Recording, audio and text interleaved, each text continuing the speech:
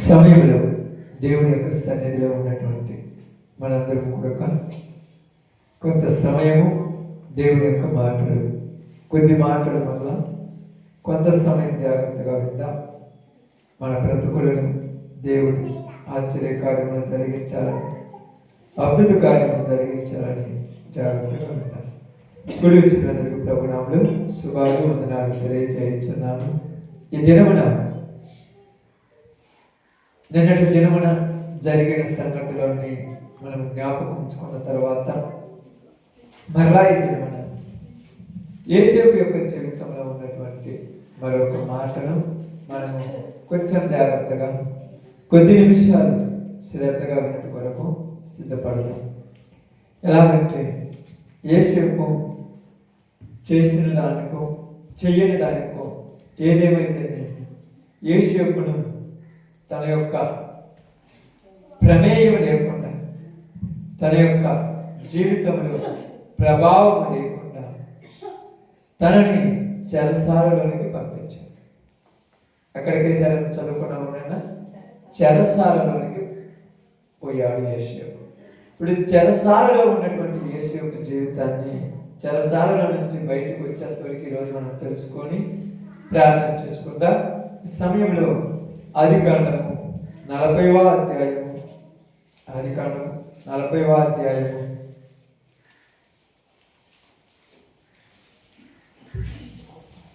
40వ అధ్యాయం మొదటి వచ్చినాన్ని జాగ్రత్తగా చదువుదాం. స్వరం 39వ అధ్యాయం చివరి వచ్చిన చదువుదాం. యెహోవా అతనికి తోడై ఉండెను గనుక ఆ చెరసాల అధిపతి అతని చేతికి అప్పగింపబడిన దేన్ని గూర్చియు విచారణ చేయక ఉండెను. అతడు చేయనది యావత్తు యెహోవా సఫలము అగునట్లు చేశాడు. ఇప్పుడు యేసేపు ఎక్కడున్నాడు? చెరసాలలోకి వెళ్ళిపోయాడు. చెరసాలలోకి వెళ్ళినప్పటికీ, చెరసాలలో జీవిస్తున్నప్పటికీ యేసేపు జీవితంలో దేవుణ్ణి మర్చిపోలేదు. యేసేపు ఆలోచించాడు, నేను చెయ్యని నేరానికి నన్ను ఇక్కడికి పంపించాడే, అసలు దేవుడు ఉన్నాడని ప్రశ్న వేయలేదు యేసేపు. మనం చెయ్యని నేరానికి శిక్ష భరిస్తున్నప్పుడు దేవుడిని నిందిస్తూ ఉంటాం. అప్పుడప్పుడు కొన్ని విషయాలు ఇంత అన్యాయం జరుగుతుంటే దేవుడు ఉన్నాడా లేడా అని మనం అనుకుంటాం. కానీ యేసేపు ఎక్కడెక్కడ దేవుని నిందించడం లేదు, దేవుని ప్రార్థిస్తున్నాడు. చెరసాలలో కూడా యేసేపుకి ఎవరు తోడున్నాడు? ఆమేన్. దేవుడు ఈ చెరసాలలో కూడా యేసేపుకు దేవుడు తోడున్నాడు. యేసేపుకు దేవుడు చెరసాలలో తోడున్నప్పుడు చెరసాలలో ఉన్నటువంటి యేసేపును దేవుడు ఏం చేస్తున్నాడంట? ఏం చేస్తున్నాడని రాయబడింది అక్కడ. అతడు చేయనది యావత్తు యెహోవా సఫలపరచుచుండెను. చెరసాలలో కూడా, కష్టాలలో కూడా తను ఉన్నటువంటి ఆ యొక్క చెరసాలలో ఉన్నటువంటి యేసేపును దేవుడు చెరసాలలో ఏం చేస్తున్నాడు? ఆశీర్వదిస్తున్నాడు. ఇక్కడ చెరసాలలో అధిపతి యేసేపుకు అన్ని అప్పగించాడు. నువ్వు ఏది జరిగించినా నీ ఇష్టం వచ్చినట్టు చేయి. ఎందుకు ఇలాగ జరిగించాడంటే దేవుడు యేసేపుకు తోడుగా ఉన్నాడు. నీకు దేవుడు తోడుగా ఉంటే నువ్వు ఎక్కడికి వెళ్ళినా దేవుడు నిన్ను గొప్పగా చేస్తాడు. వెళ్ళిన ప్రదేశం వేరేమో, వెళ్ళిన ప్రాంతం వేరేమో, అక్కడ నీకు దేవుడు తోడుకుంటే అక్కడ నిన్ను దేవుడు గొప్ప చేస్తాడు. ఇప్పుడు చెరసాలలో యేసేపుని దేవుడు ఏం చేశాడు? ఆశీర్వదించాడు, గొప్ప చేశాడు. సఫలపరుచున్నాడంటే ప్రతిదీ 30 60 100 ఫలింప చేయుచున్నాడు. ఇప్పుడు 40వ అధ్యాయంలోకి వచ్చినప్పుడు ఫరో యొక్క, ఐగుప్తు రాజు అయినటువంటి ఫరో యొక్క పని వాళ్ళిద్దరు పేరు పానదాయకుల అధిపతియు భక్ష్యదారులను. వీళ్ళిద్దరు కూడా రాజు దగ్గర పనిచేసేటువంటి వాళ్ళు, పానదాయకులు భక్ష్యకారులు అనేటువంటి ఇద్దరు. వీళ్ళు తప్పు చేసినప్పుడు రాజు ఇలా తీసుకెళ్ళి అదే చేస్తామని చేశారు. తప్పు చేశారు. తప్పు చేస్తే ఎవరికైనా శిక్షే. వాళ్ళు పెద్దోళ్ళు తక్కువ వాళ్ళని లేదు, ఉన్నవాడా లేనివాడని లేదు, ఉద్యోగస్తుడా ఉద్యోగం లేనివాడని లేదు. తప్పు చేసిన వాడిని ఎవరికైనా శిక్ష విధించాలి. ఇప్పుడు వెంటనే ఇతనిని తీసుకెళ్లి ఇద్దరిని జైలు చెరసాలలో వేయగా, చెరసాలలో ఎక్కడికి పంపించారంటే వీళ్ళిద్దరిని యేసేపు ఉన్న స్థలంలోనికే ఇలా పంపించారు. వీళ్ళిద్దరి దగ్గర యేసేపు ఏం చేస్తూ ఉన్నాడు చూడండి. అక్కడ చదవండి, రెండవ వచనం.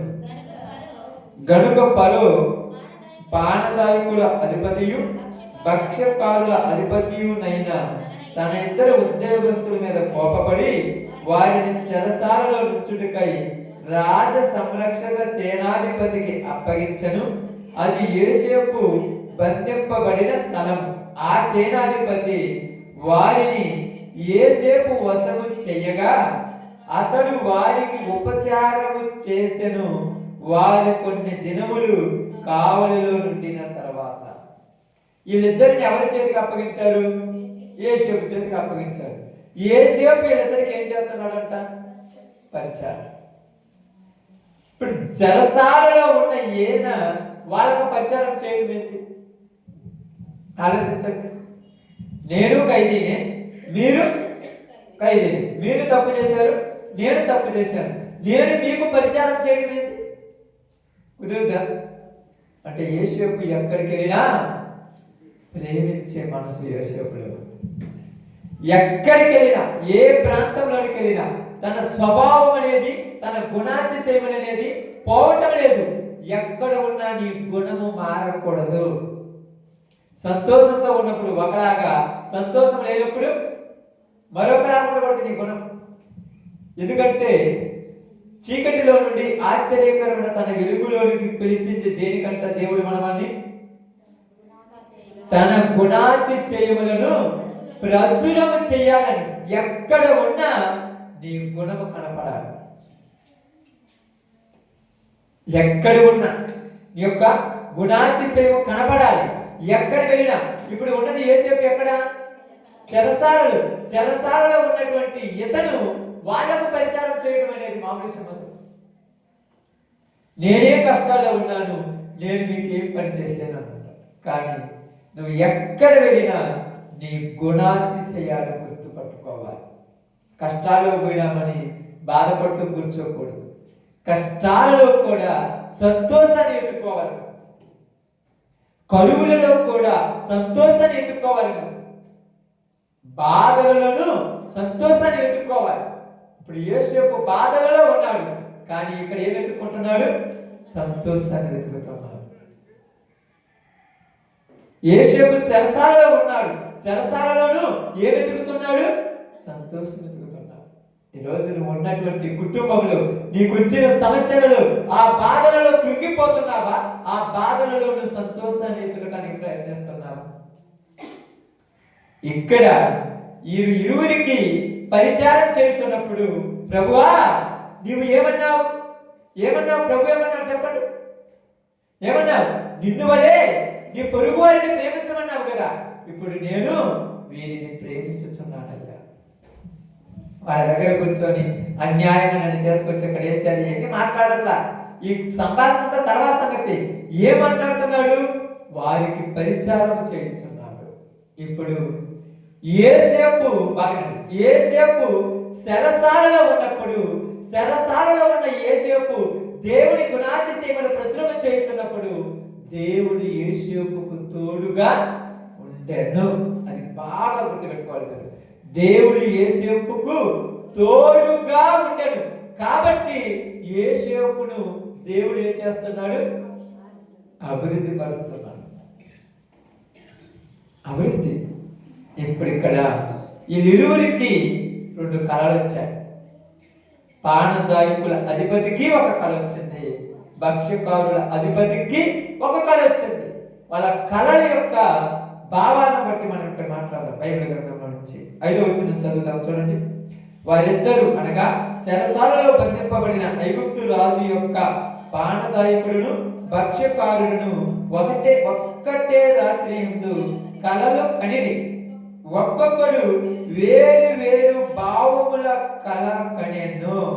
తెల్లవారినప్పుడు యోసేపు వారి వద్దకు వచ్చి వారిని చూడగా వారు చింతాక్రాంతులై ఉండిరి.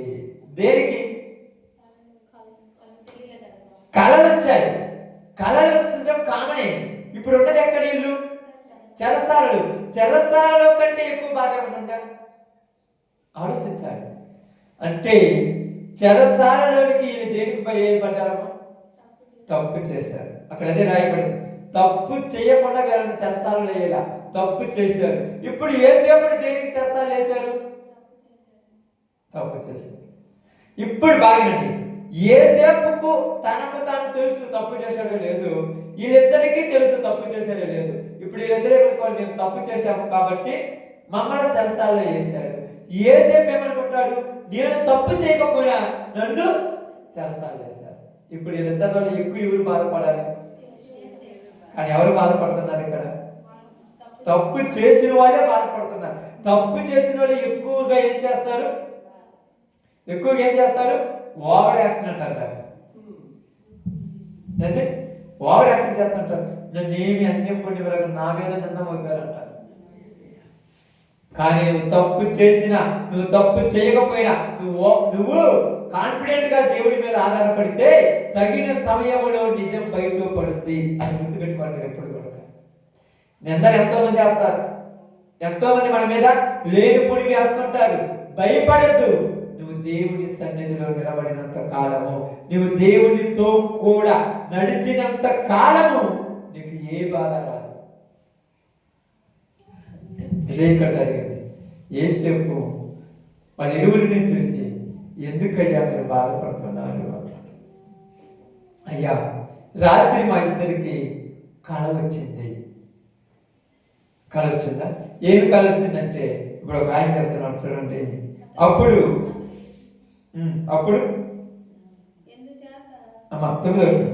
అప్పుడు పానదాయకుల అధిపతి యోసేపును చూసి, నా కలలో ఒక ద్రాక్షావళి నా ఎదుట ఉండెను. ఆ ద్రాక్షావళికి 3 తీగలుండెను. అది చిగురించినట్టు ఉండెను. దాని పువ్వులు వికసించెను. దాని గెలలు పండి ద్రాక్ష ఫలములాయెను. మరియు ఫరో గిన్నె నా చేతిలో ఉండెను. ఆ ద్రాక్ష ఫలములు నేను పట్టుకొని ఫరో గిన్నెలో వాటిని పిండి ఆ గిన్నె ఫరో చేతికి ఇచ్చి తిని తన కళను అతనితో వివరించి చెప్పారు. ఏమన్నాడంటే, అయ్యా, రాత్రి నేను కళ కన్నాను. ఈ కళలో నాకు ఒక ద్రాక్ష తీగ కనపడింది, ద్రాక్షవల్లి. దానికి ఎన్ని తీగలు ఉన్నాయి? 3 తీగలు ఉన్నాయి. ఈ 3 తీగలకు ఏమొచ్చిందంట?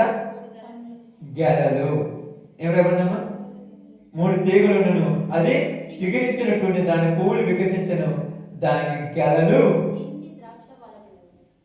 అంటే గెలలు వచ్చేసాయి. ఇవి వచ్చిన తర్వాత నేనేం చేశానంటే, ఆ గెలలు తీసుకొని వాటిని పిండి ఒక గిన్నెలో పిండి రాజు చేతికి అప్పగించానయ్యా. దీని భావం ఏదో నాకు తెలియక నేను రాత్రి నుంచి చింతాక్రాంతుడై ఉంటున్నాను అనగానే వెంటనే ఏమన్నాడు తెలుసా? ఇదిగో మరో 3 దినములలో దేవుడు నిన్ను బయటికి రప్పించడానికి ఒక ప్రయత్నం చేశాడు. 3 దినముల తర్వాత నీవు బయటికి తేపడతావు. రాజు నీ తల పైకెత్తించి నిన్ను దీవించి నీ ఉద్యోగం మరలా నీకు అప్పగిస్తాడు అని చెప్పాడు. అప్పుడు ఆ మాటల తర్వాత అక్కడ ఒక మాట, దానికోసం అంత మనం చదువుకుంది కూడా. చూడండి 14వ వచనం చదవండి. కాబట్టి నీకు క్షేమము కలిగినప్పుడు నన్ను జ్ఞాపకము చేసుకొని నా యందు కరుణించి ఫరోతో నన్ను గూర్చి మాట్లాడి ఈ ఇంటిలో నుండి నన్ను బయటికి రప్పించుము. ఏమంటున్నాడు? నీకు క్షేమం కలుగుద్ది, ఖచ్చితంగా నీకు మేలు కలుగుద్ది. రాజు నిన్ను బయటికి తీసుకొచ్చి మరలా నీ ఉద్యోగం నీకు మరలా ఇప్పిస్తాడు. రాజు నీకు ఉద్యోగం ఇప్పించిన తర్వాత నువ్వు రాజు దగ్గర ఉన్నప్పుడు, అవకాశం దొరికినప్పుడు, సమయం దొరికినప్పుడు నా గురించి చెప్పయ్యా. ఏమని చెప్పాలంటే, నేను ఒక హిబ్రియుడిని, మా అన్నోళ్ళు నన్ను అమ్మేశారు, నేను అమ్మేసి వచ్చిన తర్వాత ఇలా పోతీపరి ఇంట్లో నేను ఇలాగా పనివాడిగా ఉన్నాను. అక్కడ నాకు జరిగిన ఒక సంఘటనను బట్టి నన్ను తీసుకొచ్చి ఈ యొక్క చెరసాలు వేశారు. నీకు మేలు జరిగినప్పుడు నన్ను ఒక్కసారి జ్ఞాపకం ఉంచుకో. ఏం చెప్తున్నాడు? నీకు మేలు జరిగినప్పుడు నన్ను జ్ఞాపకం ఉంచుకోమన్నాడు. వెంటనే ఆ వ్యక్తి ఓకే అని చెప్పారు. ఎందుకంటే కళ భావము నిజమైతే కాదు తర్వాత సంగతి. ముందు చెప్పిన కళ ఎలా ఉంది? అతనికి సంతోషాన్ని ఇచ్చింది. ఇప్పుడు వెంటనే మరలా ఇప్పుడు 16 వచనం చదువుతాం ఒకసారి. అతడు మంచిదని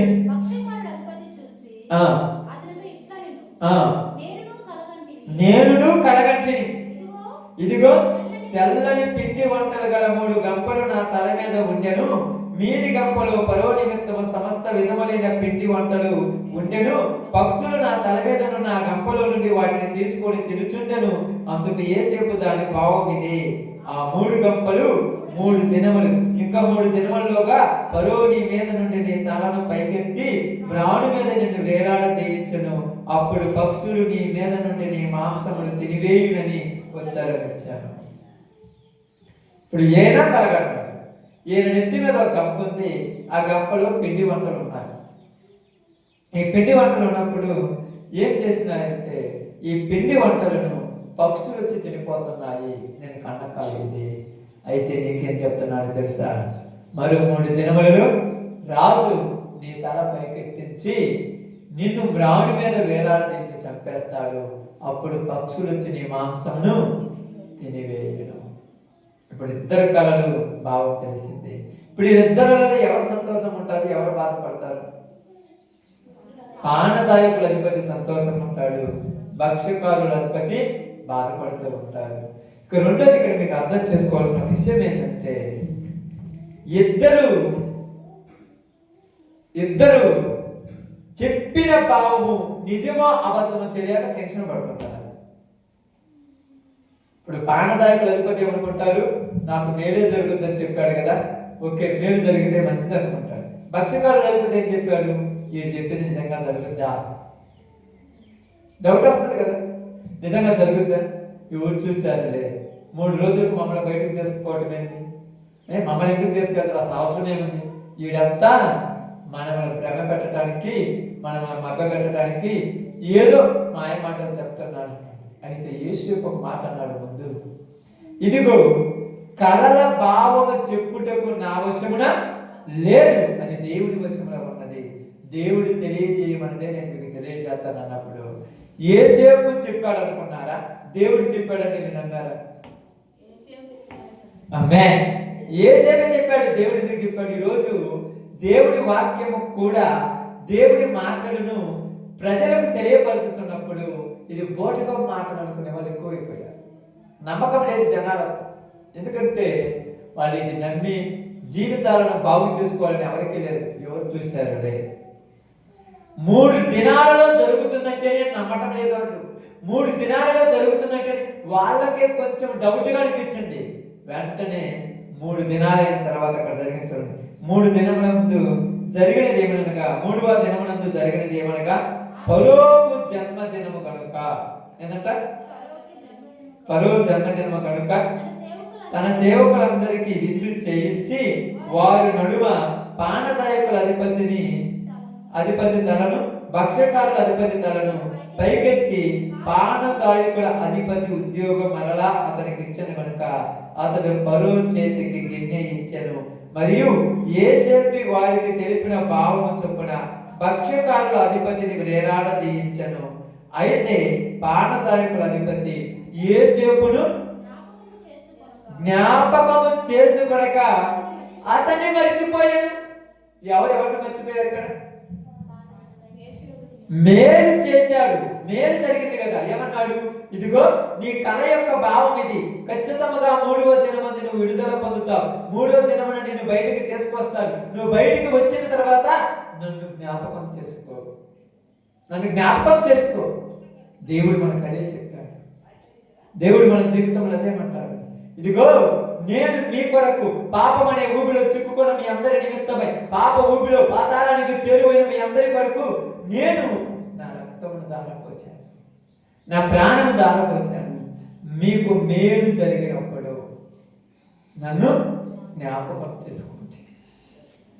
అందుకని యేసు ప్రభువు వారు తను అప్పగింపబడిన రాత్రి ఒక రొట్టెని ఎత్తుకొని ఏమని చెప్తారు తెలుసా, ఇదిగో ఇది నా శరీరము, నన్ను జ్ఞాపకం చేసుకొనుటకై. ఎందుకు జ్ఞాపకం చేసుకోవాలి? ఏమని జ్ఞాపకం చేసుకోవాలమ్మా? మేలు చేశాడు, మన జీవితాలను బాగు చేశాడు, మన బ్రతుకులను బాగు చేశాడు, పాపం అనే ఊపిలో చిక్కుకున్న మనల్ని బయటికి తీసుకొచ్చాడని మేలు చేశాడు. మేలు నీకు ఎప్పుడైనా ఆలోచించావు? ఏ రోజైనా జ్ఞాపకం వచ్చాడు దేవుడు నీ జీవితంలో? ఏ దినమైనా మేలు పొందుకున్న తర్వాత మరిచిపోయే వాళ్ళని ఎక్కువైపోయాడు. ఈరోజు కష్టాల్లో ఉన్నప్పుడు ఒకలాగా మాట్లాడతాం, బాధల్లో ఉన్నప్పుడు ఒకలాగా మాట్లాడతాం, ఇబ్బందుల్లో ఉన్నప్పుడు ఒకలాగా మాట్లాడతాం, ఇరుకుల్లో ఉన్నప్పుడు ఒకలాగా మాట్లాడతాం, అవసరం తీరిన తర్వాత మరొకలాగా మాట్లాడతాం. అందుకే చెప్పాడు కదా యేసేపు, ముందే చెప్పాడు కదా, మనిషే కదమ్మా చెరసాలలో ఉన్నప్పుడు, ఇదిగో నీవు ఆ రాజు నిన్ను బయటికి తీసుకొని వెళ్ళినప్పుడు, రాజు దగ్గర నువ్వు ఉంటున్నప్పుడు నన్ను జ్ఞాపకం చేసుకొని ఇంటిలో నుండి నన్ను బయటికి తీసుకురా. అంత బాగా మాట్లాడుతున్నాడు. నన్ను బయటికి రప్పించడానికి నీ చేతనైన ప్రయత్నం నువ్వు చెయ్యి. ఇప్పుడు ఏం చేస్తున్నాడు ఆయన? అవసరం అయిపోయింది. ఇక యేసేపుతో పెద్ద పని ఉందా? ఎన్ని సంవత్సరాలు యేసేపుడు మా యేసేపుతో నుంచి దగ్గర దూరం వచ్చి యేసేపుని విడిచి బయటకు వచ్చి ఎన్ని సంవత్సరాలు అయింది ఆయన? ఎన్ని సంవత్సరాలు అయింది? 3 దినాలు. కళకళ 3 రోజులకి కదా జరిగింది. 3 దినాలకి మర్చిపోతావా? 3 రోజులకి మర్చిపోతావా? మనకు సంవత్సరం అయితే ఎప్పుడో మాకు మేలు చేశారని మర్చిపోయి ఉంటాం. 10 సంవత్సరాలు అయితే అప్పుడెప్పుడో చేశారని మర్చిపోయి ఉంటాం. 3 రోజులకే గుర్తు లేనట్టుగా మారిపోయిందని జీవితం. అంటే ఇప్పుడు మేలులో ఉన్నావు కదా, నీ పొజిషన్ వేరుంది కదా, అప్పుడు నీకు అతనితో అవసరము. నీకు ఎంత సాక్రిఫైస్ చేశాడు? చెరసాలలో ఉన్నప్పుడు ఏం చేశాడమ్మా? నీకు పరిచారం చేశాడు కదా, నీ దగ్గర ఎన్నో పనులు చేశాడు కదా, నీకు ఎన్నెన్నో సార్లు చెప్పాడు కదా, నిన్ను ఎంతగానో బతిలాడుకున్నాడు కదా, నీకు అవసరాలన్నీ తీర్చాడు కదా. ఇప్పుడు బయటకు వచ్చావుగా, ఒక్కసారి నేను గుర్తు రాలేదా? నేను, నా భార్య, నా కుటుంబము, నా జీవితము, నా ఉద్యోగము, డబ్బులు వస్తున్నాయని ఇదే గమనించుకుంటున్నావు, కానీ ఒక్కసారైనా నీకు గుర్తు రావటం లేదా మేలు చేసిన వారు? అందుకే యేసు ప్రభువు ఏమన్నాడు? నీకు మేలు చేసిన వారికి కీడు చేయొద్దు అన్నారు. ఏం చేయొద్దంట? నువ్వు మేలు చేయకపోయినా పర్వాలేదు, కీడు మాత్రము చేయదు. ఇప్పుడు చేశాడా లేదా? ఇప్పుడు కీడు చేశాడా లేదా? ఏం కీడు చేశాడు? కనీసం రాజు దగ్గర ఒక్కసారైనా, ఇదిగో లోపల యేసేపు అనే కథను ఉన్నాడయ్యా, చాలా మంచివాడయ్యా, ఆయన గురించి ఒకసారి విచారణ జరిగించని అన్నాడా? మరలా వాళ్ళ గురించి చెప్తే నాకెందుకు తలపైన, మళ్ళా నాకెందుకు లేకపోయింది? ఇప్పుడు నేను బాగుపడ్డాను కదా, ఒక నాకేం పని? ఈరోజు నువ్వు బాగుపడ్డావు, పక్కన గురించి పట్టించుకోవడం లేదు. ఈరోజు నువ్వు మంచిగా అయిపోయావు, పక్కన వాళ్ళతో నువ్వు ఆలోచించడం లేదు. ఒకసారి ఆలోచించి చూడు, ఒకసారి గమనించి చూడు జీవితం ఎంత బాగుందో. ఏమన్నాడు అక్కడ రాయబడుతున్నాడు, అతడు అయితే పానదాయకుల అధిపతి యేసేపును జ్ఞాపకం చేసుకొనక అతన్ని మరచిపోయాను. ఏమయ్యాడంట? ఎవరిని మర్చిపోయాడు? అసలు గుర్తు లేకుండా మర్చిపోయారు. అసలు ఎప్పుడైనా మర్చిపోతారు చెప్పండి? ఎవరైనా మర్చిపోతారమ్మా? మేలు చూసిన వాళ్ళు మర్చిపోతారా? కష్టాల్లో, బాధల్లో, ఇబ్బందులు ఉన్నప్పుడు, సమస్యల్లో ఉన్నప్పుడు కొన్ని కుటుంబాలను ఆదరిస్తూ ఉంటారు. వాళ్ళకి ఎంతో మేలు చేసి ఉంటారు. ఈరోజు నీ జీవితంలో నువ్వు కొద్దిగా పైకి ఎక్కావు, కొంచెం పైకి వచ్చావు. నువ్వు పైకి వచ్చిన తర్వాత పాత వాళ్ళకు నువ్వు చేసి మేలు చేసినట్టు మర్చిపోయినట్టే నీకంటే ద్రోహి ఎవరైనా ఉన్నాడు? నీకంటే నమ్మక ద్రోహం చేసేవాడు ఎవరైనా ఉన్నాడు? ఆలోచించండి. నేను నిజంగా ఈ విషయాన్ని నేను చదువుతున్నప్పుడు, ఆలోచిస్తున్నప్పుడు నాకు చాలా బాధ వేసింది. అస్సలకి ఆ పానదాయకుల అధిపతి ఆలోచించుండాలి కదా. పానదాయకుల అధిపతి ఆలోచించుండాలి కదా కొంచెమైనా. ఈరోజు నేను బయట ఉన్నానంటే యేసేపు చెప్పిన కళ నిజమైంది. భక్ష్యకారుడు అధిపతికి, ఆ భక్ష్యకారుడికి జరిగిన శాస్త్రే జరిగింది. నాకు జరిగిందే జరిగింది. యేసేపు తన గురించి చెప్పుకున్నాడు కదా. రాజుతో ఏమైంది? ఒక్క నిమిషం చెప్దాము. రాజా, ఆ చెరసాలలో యేసేపు అనే అతను ఉన్నాడు. అతను ఒక్కసారి విచారణ జరిగించు. అతడు తప్పు చేసేది ఒక్కసారి విచారణ జరిగించు. అతడు ఎంత మంచివాడు తెలుసా, అతడు ఎంత గొప్పవాడు తెలుసని రాజు దగ్గర చెప్పటానికి నీకేమన్నా ఇబ్బంది? ఈరోజు చెప్పలేకపోతున్నాను. ఎందుకు? నా ఉద్యోగం ఏమవుతావు? నువ్వు బాగుపడ్డావు, నువ్వు మళ్ళా దేవునికి దగ్గర, నువ్వు మరలా ఎదుటి వారి కష్టాల్లో ఉన్న వాళ్ళ గురించి చెప్పాలి. ఈరోజు మాట్లాడాలి. అందుకే చూడండి 41వ అధ్యాయానికి వద్దాం. జాగ్రత్త చూడండి. ఎప్పుడంటమ్మా? 2 సంవత్సరాలు గడిచిన తర్వాత. ఎన్ని సంవత్సరాలు? 2 సంవత్సరాలు. ఈ 2 సంవత్సరాలలో ఒక్కసారైనా యేసేపు పానదాయకుల అధిపతికి గుర్తు రాలేదా? ఇప్పుడు చెప్పండి,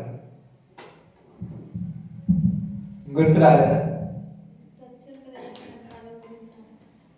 అస్సలు పట్టించుకుంటే కదా గుర్తు రావడానికి. మర్చిపోయాడు ఇతడి జీవితము, అసలు ఇతడు బయటకు వచ్చిన తర్వాత ఇతడు ఎలా అవుతుందని చెప్పినప్పుడు ఒక్కసారి గుర్తుపెట్టుకోవచ్చు కదా. 2 ఏళ్ల తర్వాత ఫరో ఒక కల కనేను. ఇప్పుడు ఎవరు బయటికి తీసుకురావాలి? ఎవరు బయటికి తీసుకురావాలి? బాగా ఆలోచించాలి. యేసేపు ఎవరైనా బతిమలాడుకున్నాడు? మనుషులను బతిమలాడుకున్నాడు. యేసేపు చెప్తున్నాడు, దేవుడు మనుషుల వలన నీకు సహాయం దొరుకుతుంది అనుకుంటావేమో, వాళ్ళు నిన్ను నమ్మించి నట్టేట్లో ఉంచేవాళ్ళే, వాళ్ళ వల్ల నీకు సహాయం దొరకదు.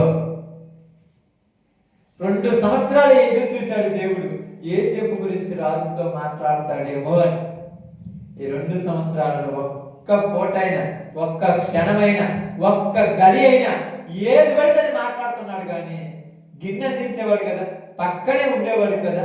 ఒక్కసారైనా యేసేపు గురించి మాట్లాడితే బాగుండే పడుతున్నాడు. 2 సంవత్సరాల వరకు ఎదురు చూశాడు. ఎవరు ఎదురు చూశారు? పైన దేవుడు, చెరసాలలో యేసేపు. యేసేపు ఎలా చూస్తున్నాడు తెలుసా? ఎలా చూస్తున్నాడు? చెరసాల యొక్క తలుపుల వైపు. ఎవరైనా వచ్చి నన్ను పిలుస్తాడేమో. ఎందుకు? బయటికి వెళ్ళిన పానదాయకులు అదుపుతున్నాడుగా. అతడు చెప్పుంటాడు, రాజు నన్ను విచారించడానికి పిలుస్తాడేమో అని అనుకున్నాడు. 1 రోజు చూశాడు, 2 రోజులు చూశాడు, 1 నెల చూశాడు, 2 నెలలు చూశాడు. ఇంకా అవసరం లేదనుకున్నాడు. మనుషుల నమ్ముట కంటే దేవుని నమ్ముటయే. ఈ మనుషుల నమ్ముట కంటే దేవుని నమ్ముటే మేలని చెప్పేసి మళ్ళా తన ప్రార్థనలో తను కొనసాగుతున్నాడు. మనం అప్పుడప్పుడు కొన్ని పరిస్థితుల్లో మనుషుల మీద ఆధారపడతాం. కొద్ది రోజులు మనకేమైనా మేము చేస్తాం, ఏం చేయరు. ఆ మనుషుల మీద ఆధారపడ్డా మనం ఏం చేస్తాం తెలుసా? ఏం చేస్తారు చెప్పండి? మనుషుల మీద ఆధారపడిన మనము దేవుని మర్చిపోతాం. గుర్తు తెచ్చుకోండి. ఇక్కడ పానదాయకుల అధిపతి మీద ఆధారపడిన యేసేపు కొద్దిగా దేవుణ్ణి పక్కన పెట్టేసి తలుపు వైపు చూడటం ప్రారంభించాడు. ఎందుకు? ఎవరైనా వచ్చి నన్ను బయటికి నడిపిస్తారేమో, ఎవరైనా వచ్చి నన్ను బయటికి నడిపిస్తారేమో. ఇడిపించడం మీద అలవుతా? అలవుతాము. మనుషుల సహాయం వ్యర్థం. చాలా మందిని చూస్తాం, మీరు వచ్చి చెప్పండి, మీరు వచ్చి చెప్పండి, మీరు వచ్చైనా చెప్పండి అని అంటారు. ఎట్టంటారు? మనుషుల సహాయం వ్యర్థం. దేవుణ్ణి బతిమిలాడుకోవచ్చు వస్తాం. ఎవరిని బతిమిలాడాలి? దేవుణ్ణి బతిమిలాడాలి. దేవుణ్ణి బతిమిలాడాలి. యేసేపు 2 సంవత్సరాలు ఆ చెరసాలలో ఉన్నాడు. మరలా ఆ 2 సంవత్సరాలలో ఒక 2-3 నెలలు గడిచిన తర్వాత యేసేపుకి ఏమర్థమైపోయింది? అర్థమైంది యేసేపుకు? వెళ్ళిన వాడు నన్ను మర్చిపోయినాడు, వాడు నన్ను పట్టించుకోడని మరలా ఆ మోకాళ్ళ మీద కూర్చొని ప్రార్థన చేయడం ప్రారంభిస్తున్నాడు. మరలా ప్రార్థన దేవా స్తోత్రమయ్యా ప్రభువా అని ఆయనతో మాట్లాడుకుంటున్నాడు, ఆయనతో సంభాషణ చేస్తున్నాడు. ఇప్పుడు యేసేపు బయటికి రావాల్సిన సమయము ఆసన్నమైనది. నిన్ను ఎప్పుడు దేవుడు బయటికి తీసుకురావాలో అప్పటిదాకా నిన్ను అక్కడే ఉంచుతాడు. ఎప్పుడు నిన్ను కష్టాల నుంచి బయటికి తీసుకురావాలో అప్పటిదాకా నిన్ను ఆ చెరసాలను ఉంచుతాడు. నువ్వు బయటికి వచ్చావంటే ఒక గొప్ప కార్యం జరగాలి. ఈరోజు చాలా మంది కుటుంబాలు ఇలానే మాట్లాడుకుంటారు కదా, ఎందుకు మాకు ఈ బాధలు, ఎందుకు మాకు ఈ సమస్యలు, ఎప్పుడు ఈ ఏడుపుల నుంచి మేము బయటకు వస్తాము, ఎప్పుడు ఈ గొడవల నుంచి మేము బయటకు వస్తాము, ఎప్పుడు ఈ తలకాయపుల నుంచి మేము బయటకు వస్తాము, నిద్ర ఉండటం లేదు, ఆహారం తినలేకపోతున్నా, ఎందుకు మాకు ఈ బాధలు అంటే దేవుడు అంటున్నాడు, నిన్ను బయటికి తీసుకొచ్చానంటే మరలా నువ్వు అలా ఉండకూడదు, ఒక ఉన్నత స్థితిలోకి రావాలి, నువ్వు బయటికి రావాలంట. 2 సంవత్సరాల తర్వాత దేవుడు యేసేపును బయటికి తీసుకొచ్చే సమయం దగ్గర పడింది. అర్థమైందా? యేసేపును బయటికి తీసుకొచ్చే సమయం దగ్గర పడింది. ఇప్పుడు వెంటనే యేసేపు బయటికి రావాలంటే ఎవరి వల్ల అవుతుంది? రాజు వల్ల అవుతుంది. ఇప్పుడు వెంటనే రాజుకు ఒక కళ రప్పించాడు. ఇక్కడ చెరసాలలో ఏదో కళ రప్పించాడు. చెరసాలలో కళల వల్ల ప్రయోజనం లేదు, వాళ్ళు బయటికి పోయి మర్చిపోయారు. ఇప్పుడు రాజుకే వచ్చింది కళ. రాజు కలగన్నాడు. ఏమి కలగన్నాడంటే, ఇదిగో నేను చూసినప్పుడు ఒక 7 బలసిన ఆవులు, బలమైన ఆవులు కనపడ్డాయి. తరువాత మరి 7 బక్క చిక్కిన ఆవులు కనపడ్డాయి. ఈ బక్క చిక్కిన ఆవులు బలిసిన వాటిని తినేశాయి, అయినా వాటి కడుపు మాత్రం నెయ్యలేదు. మరలా ఒక కలగంటిని, అదేమిటంటే 7 బలమైన వెన్నులు పుట్టాయి, మరొక 7 బలహీనమైనవి పుట్టాయి. ఈ బలహీనమైనవి బలమైన వాటిని తినేశాయి. ఏంట్రా ఈ కళని? రాజు భావోద్రేహంలో ఉండి చింతాక్రాంతులవుతూ ఆలోచించుచు ఇప్పుడు ఆ దేశంలో ఉన్నటువంటి మంత్రగాళ్ళను, శకునగాళ్ళను, విద్యావంతులను, ప్రావీణ్యం కలిగిన వాళ్ళను అందరిని పిలిపించి నాకు ఈ కళ వచ్చింది, కళ భావం చెప్పండి అన్నాడు. బాగా ఆలోచించండి. నాకు ఈ కళ వచ్చింది, కళ భావం చెప్పమంటే ఒక్కరైనను సరి అయిన సమాధానం చెప్పలేకపోయాడు. అర్థం కాలేదు ఎవరికి. బలిసినవేంటి, బక్క చికెనివేంటి? బలిసిన వాటిని బక్క చికెని తిన్నా కడుపు మాత్రము పైకి రాలేదు. అసలు ఏంటిదని ఆలోచిస్తున్నప్పుడు ఇప్పుడు ఎవరికి అవకాశం వచ్చింది?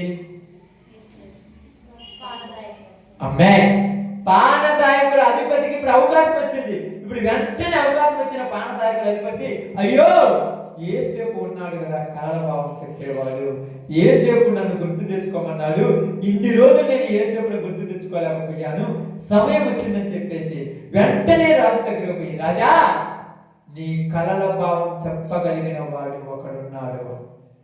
ఎవరంటే చెరసాలలో ఉన్నాడు. నేను భక్ష్యకారుడు ఇద్దరమును చెరసాలలో ఉన్నప్పుడు మా ఇద్దరికి 2 వేరు భావములు కలిగిన కళలు వచ్చాయి. ఆ కళ మా ఇద్దరికి చెప్పాడు, అతడు చెప్పినట్టే మా ఇద్దరికి జరిగింది. కాబట్టి ఇప్పుడు నీకు వచ్చిన ఈ కళ భావము భూమి మీద ఎవరు చెప్పలేరు, కానీ యేసేపు వల్ల మాత్రమే అవుతుందన్నాడు. అంటే నేను బయటికి తీసుకురావాలంటే ఒక బలమైన కారణం కావాలి. నువ్వు బయటికి రావాలంటే ఒక బలమైన సంఘటన జరగాలి. అప్పుడే నువ్వు నీ యొక్క కుటుంబం, నీ యొక్క చెరసాలనేటువంటి ఆ బంధకాల నుంచి బయటికి రాగలవు. బలమైనది జరిగితేనే రాగలవు, ఒట్టి జరిగితే రాలేవు. ఎందుకని చెప్పండి? ఎందుకండి ఆలోచించండి. బలమైనది జరిగితే నేను వస్తా, ఒట్టి జరిగితే రాలేవు. ఎందుకని? ఒట్టిగా అంటే ఇది జరగాలి కాబట్టి, ఏదో మారాలి కాబట్టి మాత్రం కొంతమంది ప్రార్థన పడతారు, మారాలి కాబట్టి ప్రార్థన పడతారు.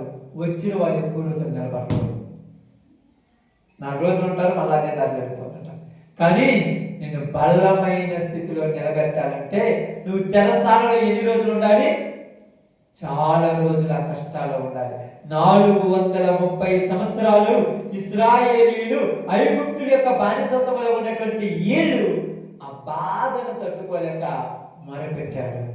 ఈరోజు చాలా మంది యేషేపు లాంటి చెరసాలలో బంధించబడి ఉంటారు.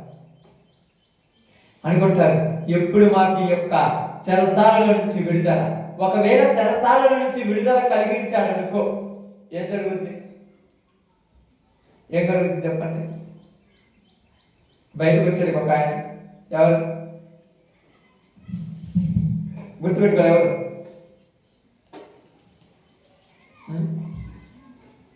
చెరసాల నుంచి బయటకు వచ్చాడు ఒక ఆయన, ఎవరు? పానదాయకులు అది వచ్చాడు కదా. ఇప్పుడు ఇతను బయటకు వచ్చిన తర్వాత అతనికి ఏమి అప్పగించాడు రాజు? ఆలోచించండి. ఇప్పుడు దాకా చదువుకోండి కదా. ఇతడు బయటకు వచ్చిన తర్వాత మళ్ళా అతనికి ఏమి అప్పగించాడు? తన పని తనకే. ఇంతకుముందు రాజు దగ్గర గిన్నె అందించేవాడు, మళ్ళీ అదే పనిలో పెట్టుకున్నాడు. కానీ కొంతమంది బయటకు వస్తారు, మళ్ళీ అదే విధంగా ఉంటారు. బతుకు మారదు. నువ్వు బయటకు వస్తే నీ పొజిషన్ మారాలి, నువ్వు బయటకు వస్తే నీ జీవితం మారాలి. నువ్వు బయటకు వస్తే ఇంతకు ముందు ఉన్న పద్ధతి కంటే ఇప్పుడు ఎక్కువగానే ఉండాలి. కానీ పానదాకలు అయిపోతే బయటకు వచ్చాడు, అదే గిన్నె అందించాడు. బుద్ధి ఏమన్నా మారిందే? అవకాశం ఇచ్చినోడు ఏం చేశాడు? జ్ఞాపకం చేసుకున్నాడా? కానీ చెరసాలనేటువంటి బంధకాలలో నుంచి నిన్ను బయటికి తీసుకొచ్చిన దేవుడు ఒక ఉన్నత స్థలంలో నిలబెట్టాలంటే కొన్ని రోజులు ఎదురు చూడాలి, తట్టుకొని బాధలు భరించాలి, ఓపిక ఉండాలి. నా వల్ల కాదు, ఇక నేను చచ్చిపోతే బాగుండన్నంత పరిస్థితి రావాలి. తెలుసా ఏలియాకు వచ్చిందిగా, అన్నాడు తెలుసా, అయ్యా ఇక నేను ఉండలేను కేరీతు వాగు దగ్గర, నేను ఎక్కడో దిక్కుపోతాను అన్నాడు. ఎందుకు ఇన్ని రోజులు ఏలియాని ఎంతగా పరీక్షించాడు? దేనికోసం అని చెప్పాను? వారికి చెప్పాను అనుకుంటాను, ఏలియా గురించి మాట్లాడగా. ఎందుకు చెప్పాడు? దేని గురించి ఏలియాకు ఆ పరీక్ష పెట్టాడు దేవుడు? దేనికోసం పెట్టాడు తెలుసా? అవునమ్మా,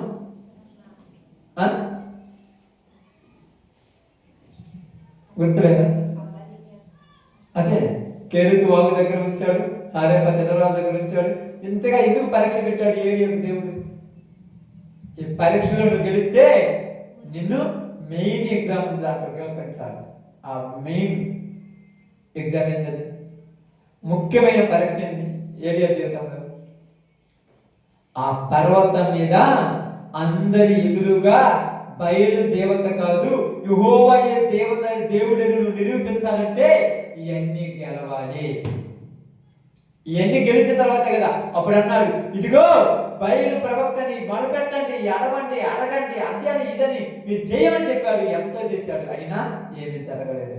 ఒక్కసారి ప్రార్థన చేయగా ఆకాశం నుంచి అగ్ని వచ్చి ఆ బలిని ఏం చేసింది? నైవేద్యమును తగలబెట్టేసింది. నీ జీవితంలో నువ్వు బయటకు వచ్చావంటే ఎక్కడ పోయినా నీవు చూసి భయపడేటట్టు నేను తయారు చేస్తాను. ఈరోజు మనం అనుకుంటాం ఈ కష్టాలు పోతే బాగుంటాయి, నిజంగా కష్టాలు తీసేస్తారు. నువ్వు అదే పనిలో ఉంటావు తెలుసా? మళ్ళా అదే విధంగా మళ్ళీ ఆదివారం లేదు, సోమవారం లేదు, బుధవారం లేదు, గురువారం లేదు, మళ్ళీ అదే పనులు వెళ్ళిపోతుంటావు. కానీ నువ్వు కష్టాల నుంచి బయటకు వచ్చిన తర్వాత నీ పొజిషన్ మారిపోయేటట్టుగా చేయాలి దేవుడు. అందుకని ఏం చేశాడు తెలుసా? పానదాయకుల అధిపతి 3 రోజులు, ఒక వారం తర్వాత, 10 రోజుల తర్వాత, 1 రోజులకు వచ్చాడు. వచ్చిన వెంటనే మరలా అదే పని చేస్తున్నారు. ఇప్పుడు ఎవరైనా యేసేపు ఇంతకుముందు ఏం పని చేసేవాడమ్మా?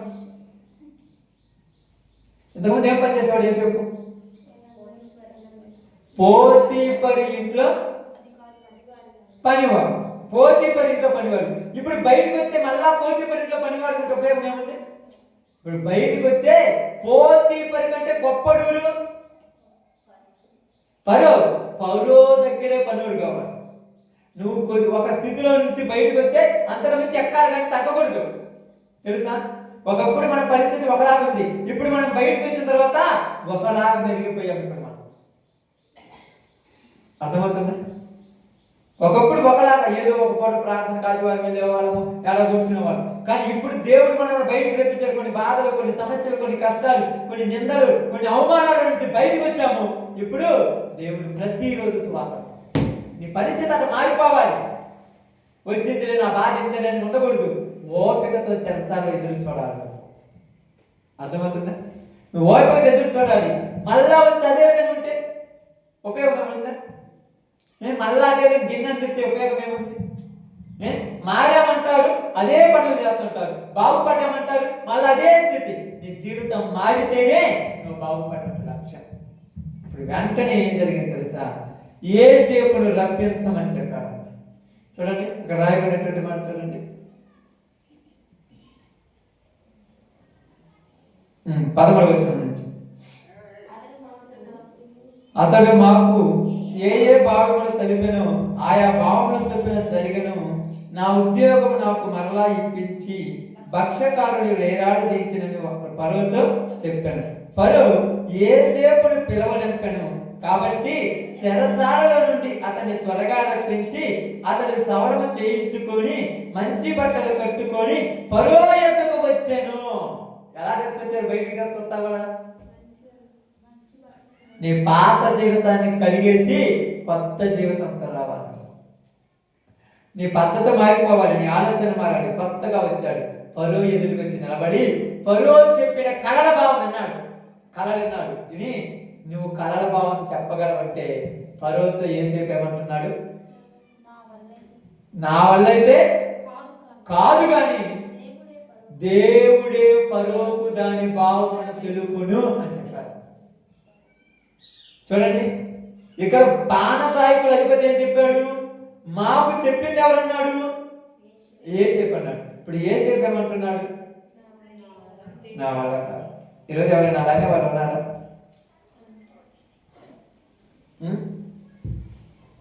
మైక్ తీసుకుంటే లేకపోతే ప్రార్థన స్టార్ట్ చేస్తే, నేను ప్రార్థన చేస్తే దెయ్యం ఉంది, నేను ప్రార్థన చేస్తే వాళ్ళ కుటుంబం బాగుపడుతుంది, నేను ప్రార్థన చేస్తే వాళ్ళ రోగాలు పోయి, ఇది చెప్పేవాళ్ళు చెప్తే వాళ్ళు చెప్పేవాళ్ళు ఉన్నారా?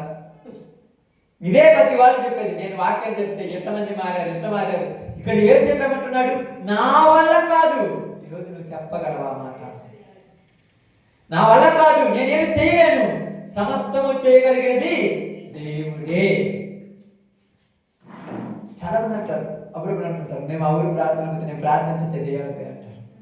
నువ్వేమో నీ వల్ల ఏమవుద్ది? నీ వల్ల ఏమన్నా అవుద్దా? నీ వల్ల ఏమీ కాదు.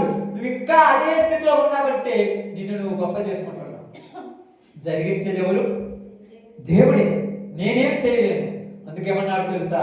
నా వల్ల అయితే కాదు. ఏమంటున్నాడు? చదవండి అన్నమాట ఒకసారి. యేసేపు 16వ వచనం, నా వలన కాదు, దేవుడే ఫరోకు క్షేమకరమైన ఉత్తరం ఇచ్చునని ఫరోతో చెప్పాను. ఏమంటున్నాడు? నా వల్ల అయితే. మరి ఎవరు చదువుతారంట? ఇప్పుడు ఫరో ఎవరు? రాజు. ఏ ప్రాంతం అది? ఐగుప్తు. ఐగుప్తులో ఉన్న వాళ్ళు నమ్మేది ఎవరిని? వాళ్ళ దేవతలు. ఐగుప్తులు దేవతలు ఉన్నారు కదా, కొన్ని దేవతలు. ఇప్పుడు ఐగుప్తులు దేవతల దగ్గర ఉన్నటువంటి రాజుతో మన దేవుడి గురించి చెప్పే ధైర్యం నీకుందా? నీ కుటుంబాల దగ్గరికి వెళ్తావు, మీ అమ్మ వాళ్ళ దగ్గరికి, మీ నాన్న వాళ్ళ దగ్గరికి, మీ బంధువుల దగ్గరికి వెళ్తావు. ఏది ఇలాగైందంటే మా దేవుడు మమ్మల్ని ఎట్లా మార్చాలని చెప్పే ధైర్యం ఉందా? వాళ్ళ దగ్గరికి పోతే దేవుడి గురించి అసలు మాట్లాడతాం. ఎందుకంటే నీ వల్ల ఉంది, నువ్వు ఇంకా మారలేదు కదా. వాళ్ళు ఇచ్చినటువంటి 50 రూపాయలకు, 10 రూపాయలకు, 25 రూపాయలకు, చీరలకు, బట్టలకు ఇంకా లొంగిపోతున్నావు కాబట్టి వాళ్ళ దగ్గర దేవుడి గురించి గొప్పగా చెప్పలేవు. ఫరో ఏమన్నాడంటే, నీ అధికారము, నీ యొక్క బలము, నీ యొక్క బలగము ఏది నాకొద్దు. నీవు ఇన్ని రోజులు చెరసాలలో ఉన్నాను, ఇంకా కొన్ని రోజులు ఉండగలను, కానీ నా వల్ల అయితే కాదు. ఎవరి వల్ల అవుతుంది? నేను నమ్మిన నిజమైన దేవుడు ఉన్నాడు, ఆయనే నీకు ఉత్తరమైన సమాచారం ఇస్తాడని చెప్పాడంటే ఇప్పుడు ఫరోకి ఏం రావాలి? ఎందుకని అంటే మా దేశంలో ఎంతమంది దేవుళ్ళు ఉంటే వాళ్ళు కాకుండా నీ దేవుడే చెప్తాడంటే, అవును నా దేవుడే చెప్తాడు, నేను చెప్పను అన్నాడు. ఈరోజు ఏది జరిగినా ఇది మేము కష్టపడి సంపాదించుకున్నాం, ఇది రాత్రి మగలు నిద్రాగా లేకుండా మేము చేస్తే వచ్చిందని చెప్తారు. కానీ దేవుడి దయ వల్ల మాకు దేవుడు ఇచ్చాడని ఎవరైనా చెప్పగలరా? ఎప్పుడైనా చెప్పారా? ఏదైనా ఒక మంచి వస్తువు కొనుక్కున్నా, బంగారం కొనుక్కున్నా, ఏదైనా చేసి నాకు ఇల్లు కొన్నా, పొలం కొన్నా, స్థలం కొన్నా, ఏదైనా వెహికల్ కొన్నా ఏమన్నా అంటారు తెలుసా? దేవుడు ఇవ్వకపోతే మేము ఆడగలం. ఎప్పుడన్నా కష్టపడి రాత్రి మగులు శ్రమతో వచ్చి నిద్ర ఆరాడు మానుకొని ఇన్ని రోజులు కష్టపడితే ఇది వచ్చింది. ఆ కష్టపడటానికి నీకు ఆరోగ్యం ఇచ్చింది ఎవరో తెలుసా? అది గుర్తురాదు మనసు. అస్సలు గుర్తులేడు దేవుడు మనుషులకి. ఇన్ని రోజులు చెరసాల్లో ఉన్నటువంటి యోసేపుకు దేవుడు గుర్తున్నాడు. నీ జీవితంలో నీకు దేవుడు గుర్తున్నాడా? బయటకు వచ్చి అంటున్నాడు, ఫరోతో చెప్తున్నాడు, దేశానికి రాజుతో చెప్తున్నాడు, అధికారితో చెప్తున్నాడు, నేను కాదయ్యా మా దేవుడు ఉన్నాడు, ఆయనే నీ కలభావం చెప్పగలడు. మీ దేశంలో మంత్రజ్ఞులు ఉన్నారు కదా, మీ దేశంలో శివుడు గారు ఉన్నారు కదా, మీ దేశంలో విద్యావంతులు ఉన్నారు కదా, మీ దేశంలో దేవతలు దేవతలు అనేవాళ్ళు ఉన్నారు కదా, వాళ్ళ వల్ల కాదు, నేను నమ్మిన దేవుని వల్లనే అవుతుంది నీ కలభావం చెప్పటం. చాలాసార్లు దేవుడి యొక్క బిడ్డలు అంటే దేవుడి యొక్క భయభక్తులు కలిగిన బిడ్డలు ఇదే మాట పలుకుతున్నారు ప్రతిసారి. దానిలో కూడా అదే చెప్పాడు తెలుసా? జీవము కలిగిన దేవుడే రాజా నీ కలభావం చెప్తాడు అన్నాడు. ఆయన కలగని మర్చిపోయినప్పుడు నేను వల్ల అయితే కాదు. ఈరోజు మనమేమంటాం? మేమే చేసాం. అప్పుడప్పుడు అంటాం, ఇన్ని రోజులు కష్టపడి చేసావు, ఇంత కష్టపడ్డా, ఇంత కష్టపడుతున్నా. నువ్వు కష్టపడుతున్నావు కాబట్టి నీ కష్టం దేనికి పనికిరావు. ఎప్పుడైనా చెప్పావు దేవుడు ఆరోగ్యం ఇవ్వకపోతే నేను ఈరోజు అన్నం కూడా ఉండలేనని ఎప్పుడైనా ఆలోచించుకున్నాను? నీలో నువ్వు బయట వాళ్ళు చెప్పకుండా. దేవుడు విషయాలు ఇవ్వకపోతే ఈరోజు నేను ఇక్కడ కూర్చుండేవాడిని కాదని ఎప్పుడైనా ఆలోచించుకున్నాము? దేవుడు క్షేమంగా ప్రయాణం దయచేయకపోతే నేను అక్కడికి వెళ్ళేవాడిని కాదని ఎప్పుడైనా చెప్పుకున్నాము? ఇన్ని రోజులు ప్రయాణంలో వెళ్ళిపోతున్నాం, వస్తున్నాను, వెహికల్లో పోతున్నాం, వస్తున్నాను. ప్రతిరోజు నేను ఆలోచించే దేవుని దయ. ఎక్కడెక్కడికి వెళ్తున్నాము, ఎలా వస్తున్నాము, ఎక్కడైనా ఏ రోజైనా మధ్యలో టైర్ పగిలిపోయి కానీ, ఆయిల్ అయిపోయి కానీ ఏ రోజైనా నిజంగా గమనించి ఆలోచించండి. ఏ చిన్న జరిగినా మన దగ్గరే మన దరిదాపులను దేవుడు అనిపిస్తాడు. ఆ జరిగినప్పుడు అవిశ్వాసం రాకూడదు, మనకు విశ్వాసం ఇంకా బలపడాలి. ఏదైనా లోపం ఉందేమో, ఇది దేవుని చిత్తం కాదేమో అనుకున్నాం. కొన్నిసార్లు మనం మీద ఉన్నప్పుడు కొద్దిగా వేరే చోట ప్రార్థన పోవాలనుకున్నప్పుడు ఆటంకం వచ్చినప్పుడు ఏమనిపిస్తుంది? ఇది దేవుని చిత్తం కాదేమో, అందుకే ఆగాలి. మనం తొందరపాటు పోతే ఏమవుద్ది చెప్పండి? ఏమవుద్ది తెలుసా మీకు? గాడిద మాట్లాడు. ఏమవుద్ది? గాడిద మాట్లాడుతుంది. వాహనం మొండికేసి ఇంటికి తిరుగుతుంది, నేను వాహనం. మనమేమంటాం? ఏది అంటాం. అవును, మరి దేవుని చిత్తము కాని చోటకు నువ్వు వెళ్ళకూడదు. దేవుని చిత్తం అయిన చోటుకు నువ్వు ఆగాల్సిన అవసరం లేదు. అదే చెప్పాడు, నా వలనైతే ఏ రోజైనా ఎన్ని సంవత్సరాల్లో నా వల్ల కాదని గురించావా? అప్పుడప్పుడు చాలా మంది అంటుంటారు, మీరు అంటే మీ ఇంట్లో పొద్దున్న లేచి సాయంత్రం దాకా నేను కష్టపడి చేస్తుంటే మీరు వరకు వచ్చి తిరిగిపోతున్నారు. మీ వల్ల ఉంటారు. దేవుడు ఆయుష్ ఇవ్వకపోతే నువ్వు కనీసము నీ ఇంటిలో ఉన్నటువంటి బియ్యపు గింజ పొయ్యి మీదకి వచ్చి అది అన్నంగా కూడా కాదు. మీకు తెలుసా? మీరు చాలా మందికి అంటే మనమని కాదు, చాలా మంది టౌన్లో ఉన్న వాళ్ళందరూ ఏం చేస్తారంటే గ్యాస్ పొయ్యి ఆన్ చేసి వంట వండుతూ సెల్ఫోన్ మాట్లాడుతూ ఉంటారు. ఇదంతా ప్రమాదం తెలుసా? ఒకవేళ దేవుని దయ వాళ్ళ మీద ఉన్నది కాబట్టి ఏం జరగదు. అదే పొయ్యి గ్యాస్ ఆన్ అయినప్పుడు ఆ గ్యాస్ సెల్ఫోన్ ఎలక్ట్రికల్ తగలబడిపోతే మొత్తం పగిలిపోతుంది తెలుసా? మన వేరే చోట అలాగే జరిగింది. ఒక ఫైర్ వచ్చేసింది, మంట. మీరు అంత పిచ్చిలో ఉండొద్దు, చాలా జాగ్రత్తగా ఉండాలి.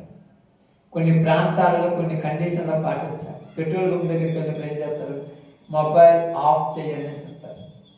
సెల్ఫోన్ ఎందుకంటే మీరు మాట్లాడుతుంటే ఆ పెట్రోల్ ఫైర్ అయిపోయి తగలబడిపోతుంది. ఎందుకు చెప్తున్నానంటే కొన్ని హెచ్చరికలు. కానీ ఇన్ని సంవత్సరాల నుంచి జరిగిన మనకేది కాలేదంటే దేవుడి దయ. దేవుడి దయ నా వల్ల అయితే కాలేదు, దేవుడు నన్ను కాపాడుకుంటున్నాడు. కష్టాల్లో ఉన్నప్పుడు దేవుడిని మర్చిపోయే వాళ్ళు ఎక్కువ మంది ఉన్నారు తెలుసా? నీకు సమస్య వచ్చినప్పుడు దేవుడిని మర్చిపోతున్నా, నీకు ఇబ్బందులు వచ్చినప్పుడు దేవుడిని మర్చిపోతున్నా, కుటుంబంలో కలతలు వచ్చినప్పుడు ప్రార్థన మానుకుంటున్నా. కారణం దేవుడి మీద కోపం అనుకుంటున్నావు, దేవుడే ఏమి చేయలేదని వెనుకడిగేస్తున్నావు. కానీ యోసేపు అనుకున్నాడా? యోసేపు వెనుకడిగేశాడా? సమస్య ఉందని ఆగిపోయాడా? 2-3 రోజులు చూస్తుంటాడు, ఈ ప్రాణదాయకులు అధిపతి అందరిలో అంటాడులే, నేను నమ్మాల్సింది ఎవరిని? ఇంకా ప్రార్థన చేస్తున్నాడు మళ్ళీ అదే విధంగా. 2 సంవత్సరాల తర్వాత యోసేపు నీ టైం దగ్గర పడింది. ఏంటంట? నీ టైం దగ్గర పడింది, నువ్వు బయటకు వచ్చే టైం కరెక్ట్ అయింది. ఇప్పుడు నువ్వు వస్తే ప్రపంచమే నేను గుర్తిస్తుంది. ఎప్పుడు గుర్తప్పుడు వస్తే గుర్తిస్తుందా? నువ్వు ఇప్పుడే రావాలన్నాడు. వెంటనే రాజుకు కళ తెప్పించాడు. ఆ కళలో ఉన్న భావాన్ని యోసేపుకు తెలియపరిచాడు. యోసేపు ఇప్పుడు రాజుతో కళ భావం చెప్తున్నాడు. రాజా, ఈ కళ యొక్క భావము మన రాజ్యంలో జరగబోతున్న సంఘటనే, మన దేశంలో జరగబోతున్న సంఘటనే, భూమి మీద జరగబోతున్న సంఘటనే దేవుడు మీకు తెలియచేశాడు. అది మీకు తెలియచేశాడు కాబట్టి మీరు అందరిని అడిగారు, ఎవరి వల్ల కాలేదు. నేను బయటికి రావాలి, నన్ను ఇక్కడ నిలబెట్టాలి కాబట్టి మీకు తెలియపరిచాడు. దాని భావం ఏమిటంటే రాజా, 7 సంవత్సరములు మన దేశంలో, మన ప్రాంతంలో సమృద్ధిగా పంట పండుతుంది. ఏంటంట? 7 సంవత్సరములు సమృద్ధైన పంట పండుతుంది. ఆ పంట పండిన తర్వాత మరలా 7 సంవత్సరాలు భూమి మీద కరువు రాబోతుంది. అయితే ఏం చేయాలి? ఏం చేయాలి? పంట పండుద్ది, తర్వాత కరువు అవుతుంది. ఏం చేయాలి? ఏమి చేయాలి కాదు. దేవుడు మీకు తెలియజేసిన ఒక హెచ్చరిక ఏంటంటే, బాగా ఆలోచించండి. ఈ బలహీనమైన ఆవులు బలమైన వాటిని ఏం చేశాయి? మింగేశాయి. కాబట్టి ఈ బలమైన ఆవులు 7 సంవత్సరాల్లో సమృద్ధైన పంట మనకు పండినప్పుడు ఈ పంట అందరి దగ్గర మనం సేకరించాలి. సేకరించిన పంట గోడములలో దాచిపెట్టాలి. ఎవరు కూడా రాజాజ్ఞను తిరస్కరించడానికి లేదు. ప్రతి ఒక్కరూ వారికి పండిన దాంట్లో నుంచి కొద్దిగా తీసుకొని వచ్చి రాజు దగ్గర ఇవ్వాలి. మనమే పొందాం, ఎవరో పండటం ఎందుకు, మనమే పొందాం. దాన్ని ధనమిచ్చి ధాన్యాన్ని కొని గూడాలలో నింపుతున్నాం. యోసేపు మొదటి సంవత్సరము పంట పండిన తర్వాత ఆ పంటంతా తీసుకొచ్చి ఎక్కడ నింపుతున్నాడు? గూడెంలో నింపాడు. నింపుతున్నప్పుడు మరలా 2వ సంవత్సరం ఏమొచ్చింది? మళ్ళా పంట వచ్చింది. ఎంత పండింది తెలుసా? సమృద్ధిగా పండింది. ఈ సంవత్సరం కూడా పంట తీసుకొచ్చి గోడాలలో నింపుతున్నారు. మరలా 3వ సంవత్సరము మామూలు పంట పండింది, సమృద్ధిగా పండింది. ఇప్పుడు కూడా పంట తీసుకొచ్చి గోడాలలో నింపుతున్నారు. మరలా 4వ సంవత్సరము పంట పండిందా, పండలేదా? ఇప్పుడు ధనాన్ని తీసుకొచ్చి గోడాలలో నింపుతున్నప్పుడు రాజు దగ్గర ఉంటారు కదా సలహాదారులు, ఏమని చెప్తారు చెప్పండి?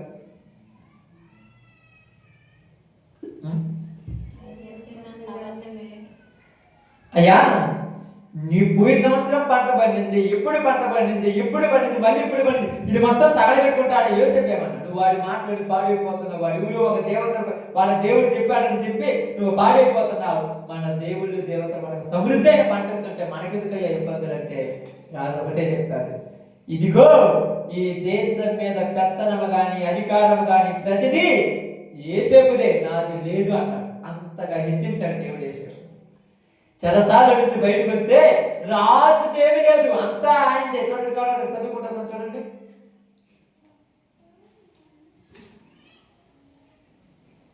నలభై 41వ అధ్యాయంలో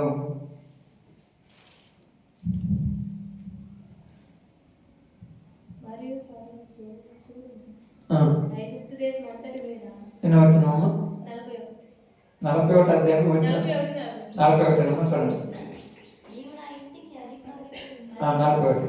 మరియు ఫరో చూడుము, ఐగుప్తు దేశమంతటి మీద నిన్ను నియమించి ఉన్నాను యోసేపుతో చెప్పాను. మరియు ఫరో తన చేతినున్న తన ఉంగరము తీసి యోసేపు చేతిని పెట్టి సన్నపనార బట్టలు అతనికి తొడిగించి అతని మెడకు బంగారు గొలుసు వేసి తన 2వ రథం మీద అతన్ని ఎక్కించెను. అప్పుడు వందనము చేయుడని అతని ముందర జనులను కేకలు వేసిరి. అట్లు ఐగుప్తు దేశం అంతటి మీద అతన్ని నియమించను. మరియు ఫరో యోసేపుతో, ఫరోను నేనే అయినను నీ సెలవు లేక ఐగుప్తు దేశమంతటను ఏ మనుషులను తన చేతినైనను కాలినైనను ఎత్తకూడదని చెప్పాను. ఆమేన్. ఎంత అధికారం ఇది! రాజు పేరు మాత్రం రాజు ఎవరిది? ఫరోదే. పెత్తనం అంతా ఎవరిది? అంతగా బయటికి తీసుకొచ్చిన తర్వాత నువ్వు అంత ఎదగాలి దేవుడు. మళ్ళా బయటకు వచ్చిన తర్వాత మళ్ళా రాజు దగ్గర పానదాయకులు అందిస్తే ఆ గిన్నె అందితే ఉపయోగం ఏముంది?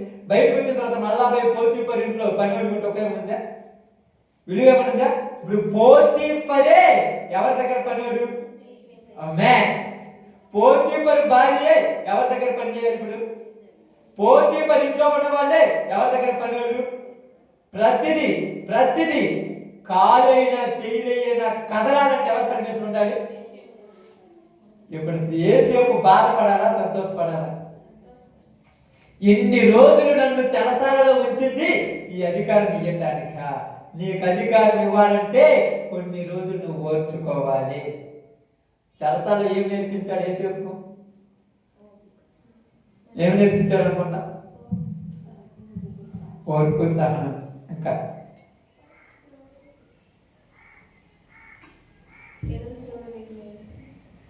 ఆలోచించండి. యేసేపు చెరసాలలో ఉన్నప్పుడు ఏం చేసేవాడు? ప్రార్థన. ఇంకా గుర్తుకు రావాలి. చదవండి ఒకసారి ఆ పాయింట్ 45 వచ్చిన 3వ వచనం 46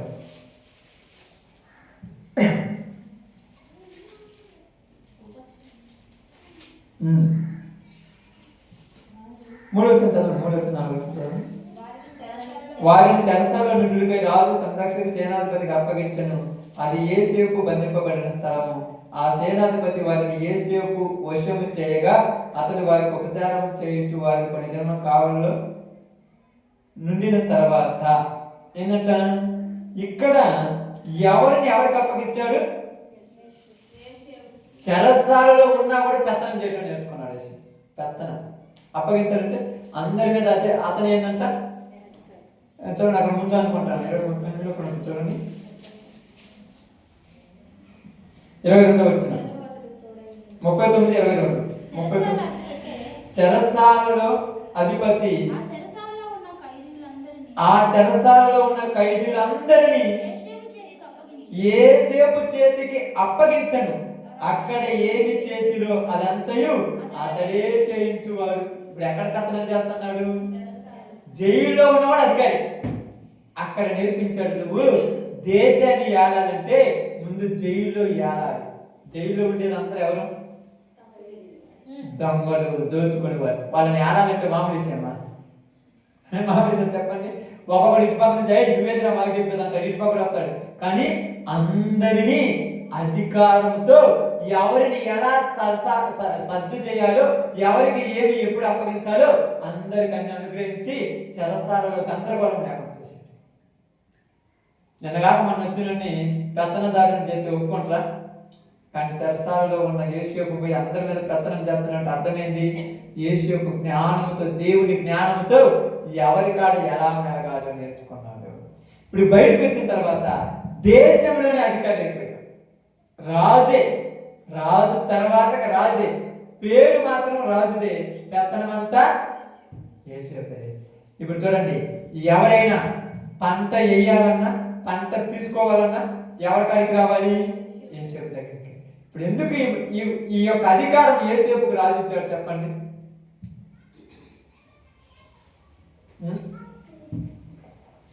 ఎంత కళాభావం నువ్వు చెప్పావు కదా, ఇంత చెప్పినవంటే ఇక నిన్ను మించిన గొప్పవాడు మా దేశంలో లేడు.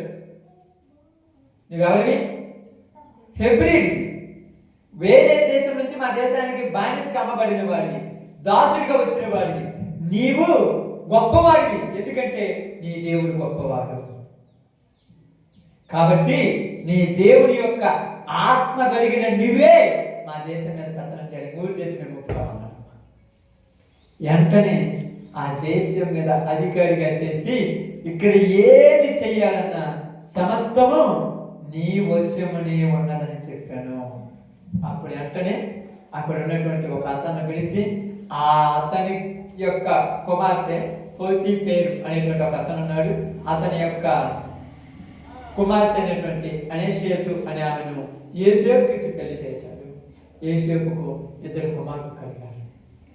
ఇక్కడ బాగా నుంచి ఆలోచిస్తే యోసేపు ఈ 7 సంవత్సరాలు పంటంతా సమకూరుస్తూ ఉన్నాడు. ఎవడైనా వచ్చి అడగటానికి లేదు యోసేపును. ఎవడైనా వచ్చి యోసేపు ఎందుకు పంట ఎంత ఉన్నది కదా, ఎందుకు ఎంతగా అయినా చేస్తున్నామంటే దాచిపెట్టమని నాకు ఎవరు చెప్పారు? అమ్మే ఎవరు చెప్పాడమ్మా? రాజు చెప్పాడని చెప్పటంలా దేవుడు నాకు దాచిపెట్టమని చెప్పాడు. దేవుడు దాచిపెట్టమన్నాడు కనుక నేను దాచిపెట్టాలి. రాజు దగ్గర అడుగుతున్నాడు, ఏంది రాజా వాడి ఇష్టం వచ్చినట్టు చేస్తున్నాడంటే మన దగ్గర ఏమి లేదు, మొత్తం యోసేపుదే అన్నాడు. ఎందుకు చెప్పండి? యోసేపు చెప్పిన మాట, రాజు కలలో వచ్చిన మాట రాజు నమ్మేటట్టు జరిగింది. 7 సంవత్సరాలు అయినాయి. 7 సంవత్సరంలో పంటంతా తీసుకొచ్చి గోడమలో ఉన్న చోట అన్ని దిక్కులు దాచిపెట్టాడు. ఇప్పుడు 7 సంవత్సరం అయిపోయిన తర్వాత 8వ సంవత్సరం ఏమొచ్చింది? కరువు ప్రారంభమైంది. ఇప్పుడు కరువు ప్రారంభమైనప్పుడు ఏమనుకున్నారంటే ఫస్ట్ సంవత్సరమే కదా, ఏం కాదులే పంటలా ఏముంది, 7 సంవత్సరాలు పడింది, 1 సంవత్సరం ఇబ్బంది ఏం లేదు అనుకొని ఎవరు పెద్ద లక్ష్యం పెట్టాల. కానీ ఎవరు లక్ష్యం పెడుతున్నాడు? ఫరో అర్థం చేసుకున్నాడు, కళ నెరవేరుతుంది. ఆమేన్. యోసేపుతో దేవుడు చెప్పిన మాట నెరవేరుతుంది. ఇదిగో దేశంలో కరువు వచ్చింది. 1వ సంవత్సరం కరువు వచ్చింది, మరలా 2వ సంవత్సరం కరువు వచ్చింది. ఇక తిండి గింజలు తగ్గిపోతున్నాయి అన్నట్టమ్మా. తిండి గింజలు తగ్గి చూడండి, ఇక్కడ 53వ వచనం చదువుదా. ఐగుప్తు దేశమందు సమృద్ధిగా పంట పండిన సంవత్సరములు గడిచిన తర్వాత యోసేపు చెప్పిన ప్రకారము 7 కరువు సంవత్సరములు ఆరంభమాయెను. గాని ఐగుప్తు దేశమంతటను ఆహారము ఉండెను. ఆమేన్. కరువు సంవత్సరములు అసలు పంట పండిన సంవత్సరములు గడిచిన తర్వాత దేవుడు నీ జీవితంలో మేలు చేసే సంవత్సరములు గడిచిన తర్వాత ఏ సంవత్సరంలో వస్తాయి? ఇబ్బందులు, సమస్యలు అనే సంవత్సరంలో ప్రారంభమవుతాయి. జాగ్రత్త. అది ఇదేనేమో. ఎక్కడ నీకు విలువ లేదు, ఎక్కడ నీకేమి లేదు, ఘనత లేదు, నీ ఇంట్లో లేదు, నీవు ఇరుగు పొరుగు వాళ్ళ దగ్గర లేదు, నీకు గ్రామంలో లేదు, నీ మండలంలో లేదు, నీ జిల్లాలో లేదు, నీ దేశంలో లేదు. క్రైస్తవులు అని పేరు చెబితే కొట్టే రోజుల్లోకి వచ్చారు. అప్పుడు ఉన్న నీ విశ్వాసం ఇప్పుడు ఏం కావాలి? ఉపయోగపడాలి. నీ విశ్వాసం ఇప్పుడు నీకు ఏందమ్మా ప్రార్థన? ఇంట్లో ఇబ్బంది అయి రాలేకపోయాను, విశ్వాసం లేదు, బలహీనమైపోయావు, నేను ఎవరు మార్చలేరు ఇంకా. ఎందుకంటే బయటకు వచ్చావు, పానదాకులు అధిపతి లాగా వచ్చావు, అన్నీ మళ్ళీ అదే పని. గిన్నెలు అందించే వాడికి ఏముంటున్నాం? నీ స్థితి ఎలా ఉండాలి? నువ్వు ఒక పొజిషన్లో ఉంటే నీ చుట్టుపక్కల నీ కాళ్ళ దగ్గరికి రావాలి. ఆ పొజిషన్ దేవుడు నీకు ఇవ్వాలి. ఎప్పుడైనా ఆలోచించావా? కొద్దిగా కఠినంతం వస్తుంది అప్పుడప్పుడు, కొంచెం ఇబ్బందులు వస్తాయి అప్పుడప్పుడు, కొన్ని సమస్యలు వస్తాయి అప్పుడప్పుడు. అయినా రాజు దగ్గర మాట్లాడాలంటే మామూలు సినిమా. ఏం మాట్లాడుతున్నారు రాజు దగ్గర? చెప్పండి, ఏం మాట్లాడుతున్నారు రాజు దగ్గర? ఈ కళ్ళ భావము చెప్పింది నా దేవుడు, నేను కాదు. ఇప్పుడు నా దేవుడిని కాదని నేను ఏమి ఈరోజు చెప్పగలిగావా? నీ కుటుంబంలో నా దేవుడి తర్వాత ఏదైనా అన్నావా? ఆమె అనగలిగావా? అని ఉంటే దేవుడిని మర్చిపోయేవాడు కాదు అన్నాను. ఎందుకంటే రాబోతున్న దినాలలో దేవుడి నిన్ను కాపాడాలి. ఇప్పుడు వెంటనే కరువు సంవత్సరం అనేది సమృద్ధిగా పంట పండిన సంవత్సరములు గడిచిన తర్వాత కరువు సంవత్సరములు ప్రారంభమైనాయి. అయినప్పుడు చూడండి, ఐగుప్తు దేశం అంతటకు కరువు వచ్చినప్పుడు ఆ దేశస్థులు ఆహారము కోసము ఫరోతో మొరపెట్టుకొనిరి. ఎవరితోనంట? దేనికోసం? ఇప్పుడు ఆ దగ్గర లేదా? ఇప్పుడు చెప్పాలి, ఉందా లేదా? ఎలా అయిపోయింది? ఇప్పుడు సమృద్ధి అయిన సంవత్సరాలు కదమ్మా 7. ఒక్కొక్కడికి ఎంత పడి ఉంటుంది? 50, 60, 100, 200 క్వింటాలు పడి ఉంటుంది. 200 క్వింటాలు అంటే ఒక్కరోజే అమ్మేశారు. ఎంత అమ్మేశారు? కొంచెం ఉంచుకొని మిగతాది మొత్తం అమ్ముకున్నారు. తెలుసా? మీకు ఎమ్మటే గుర్తురావాలి. ఏం గుర్తురావాలి? యేసుప్రభు చెప్పిన ఒక మాట, బుద్ధి కలిగిన కన్యకలు, బుద్ధి లేని కన్యకలు. వాళ్ళు ఏమన్నారు? ఇది సరిపోతులే, ఏంటి ఈ కొంచెం సరిపోతులే, తర్వాత చూసుకోవచ్చు అన్నారు. వాళ్ళు ఏం చేశారు? కొద్దిగా ఎక్కువ ఉంచుకున్నారు. ఎందుకు? నూనె కొంచెం ఎక్కువ తెచ్చుకున్నారు. ఎక్కువ తెచ్చుకున్న వాళ్ళు ఏమంటున్నారు? వీళ్ళు ఏమంటున్నారు? అంతెందుకమ్మా, మేము ఆదివారం ఒక్కడు పోతే కొమ్మలు మునిగిపోతాయా, ఉపవాస ప్రార్థన పోతే చచ్చిపోతారా, ఎందుకమ్మా ఇదంతా? ఓ ప్రార్థన పోతున్నావులే, మేము కూడా వస్తున్నాగా. కాదనట్లేదు, ఒక టైం వస్తుంది, అప్పుడు నీ విలువ బయటపడుతుంది. ఇప్పుడు ఎందుకు బయటపడుతుంది? ఇప్పుడు బయటపడితే బాగుంటుందా? సమృద్ధి అయిన పంట పడిన సంవత్సరాలు అవసరమైన తెచ్చుకొని మిగతా మొత్తం వదిలేశారు. ఇప్పుడు ఏమైంది? పెళ్లి కుమారుని రాకడా కొంచెం ఆలస్యమైన ఎంత? ఇప్పుడు ఇలా కాకుండా నూనె ఏమైంది? అయిపోయిందా లేదా? అయిపోయింది. ఇప్పుడు వెంటనే పెళ్లి కుమారుడు వచ్చుచున్నాడన్న స్వరం వినపడింది. వెంటనే వీళ్ళు లేచి దివిటీలు రెడీ చేసుకున్నారు. ఈ బుద్ధి కలిగిన వాళ్ళు కాదు, నూనె ఉండే లేదు, బుద్ధి కలిగిన వాళ్ళ దగ్గర కాబట్టి ఆ నూనె పోసుకున్నారు, దివిటీలు గుర్తించుకున్నారు. బుద్ధి లేని వాళ్ళ దగ్గర ఏమి లేదు. ఇప్పుడు వచ్చి కొంచెం మాకు ఇయ్యరా, ఈరా ఇప్పుడు చెప్పలేదు, ఇలా సరిపోదా? ఇయ్యరు అని. ఎందుకంటే ఇక్కడ చెప్తున్నాను చూడండి, దేవుడు చెప్పినప్పుడు నువ్వు రెడీ చేసుకోవాలంతా. ఇది సరిపోతుంది, ఊరు చూసినలే, ఇప్పుడే చచ్చిపోతే నీ జీవితం ఏమవుద్ది? ఈరోజు కనుమూర్తి ఏమవుద్ది? ఇక్కడ వాక్యం చెప్తానే దేవుడి దగ్గరికి వెళ్ళిపోతే నేను అడగాలా? నేను ఎప్పటికప్పుడు సిద్ధంగా రెడీ కావాలి, సిద్ధపడి ఉండాలి, రెడీ చేసుకొని ఉండాలి.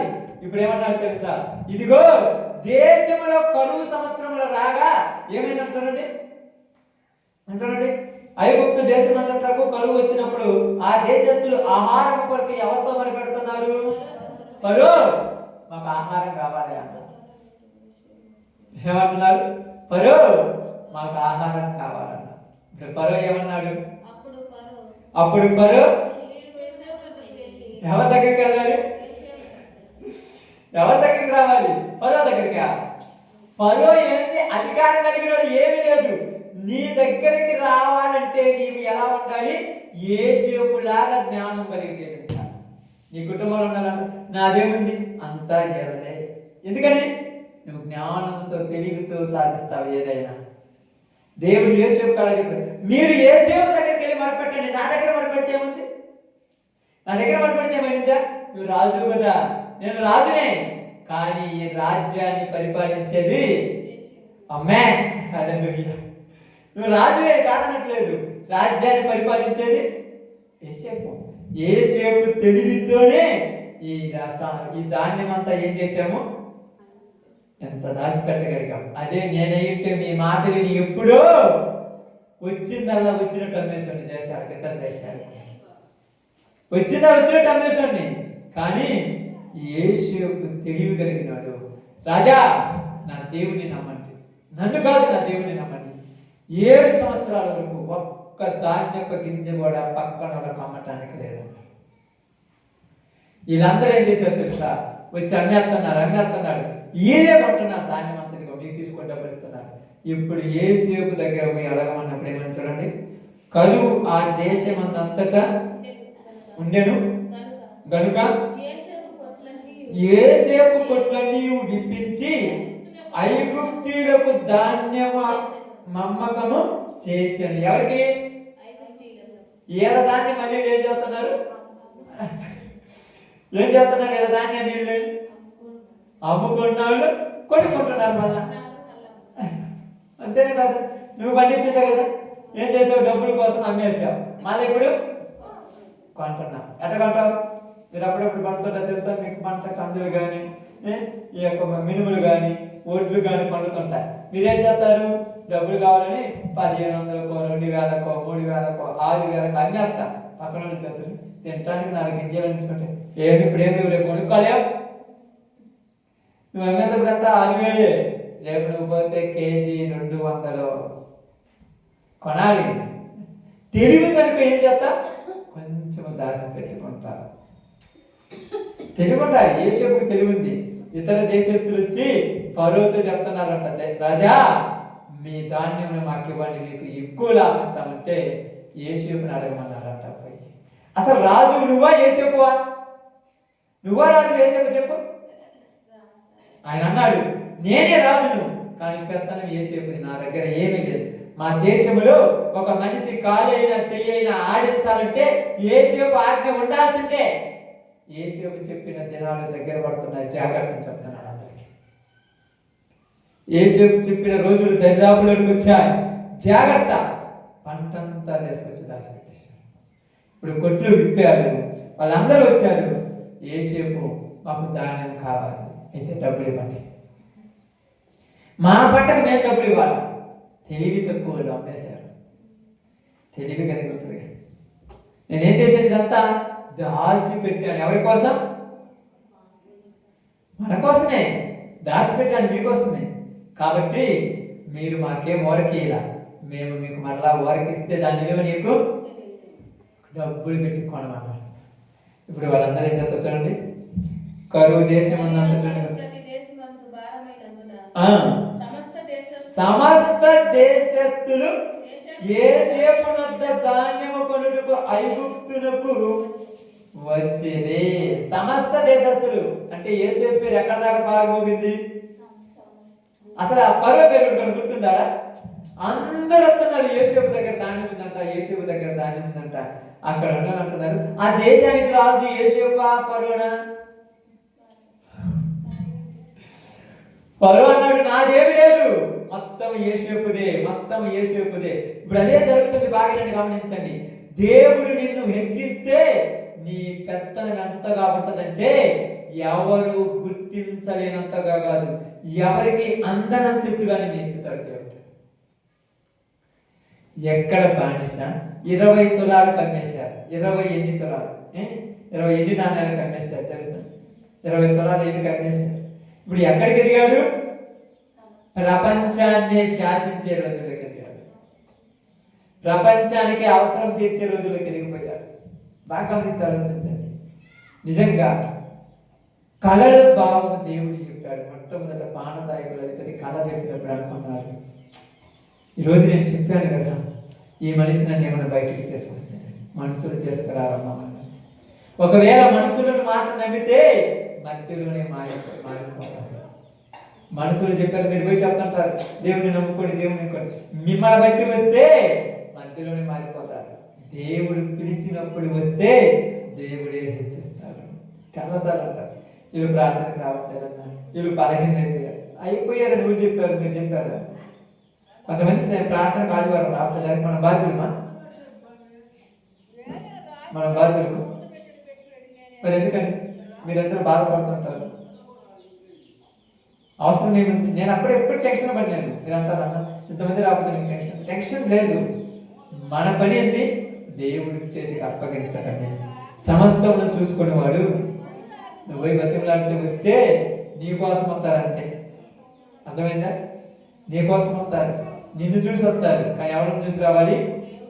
దేవుడిని చూసి రావాలి. అమ్మే, దేవుడి కోసం రావాలి. దేవుడు హెచ్చిందంత స్థితిలోనికి రావాలి. ఇక్కడ మీరు అందరూ ఒక విషయం గమనించండి. చెరసాలలో ఉన్న యోసేపు దేశాన్ని ఆడతాడని ఎట్లా అనుకున్నాడు? ఎవరైనా అసలు యోసేపు అనుకోని ఉంటాడా? యోసేపు అనుకోలేదు. అదే విధంగా పాప ఊపిలో చిక్కుపడిన మనము పరలోకం పోతామని అనుకుంటామా? ఇక్కడ యోసేపుని చూసినప్పుడు అనుకోవాలి. ఎక్కడి సెల్సాలు, ఎక్కడ బంధకాలు, ఎక్కడ ఆ యొక్క బానిసత్వం కొంత. ఈరోజు దేశానికి దిక్కయ్యాడు. దేశానికి తిండి పెట్టేవాడు.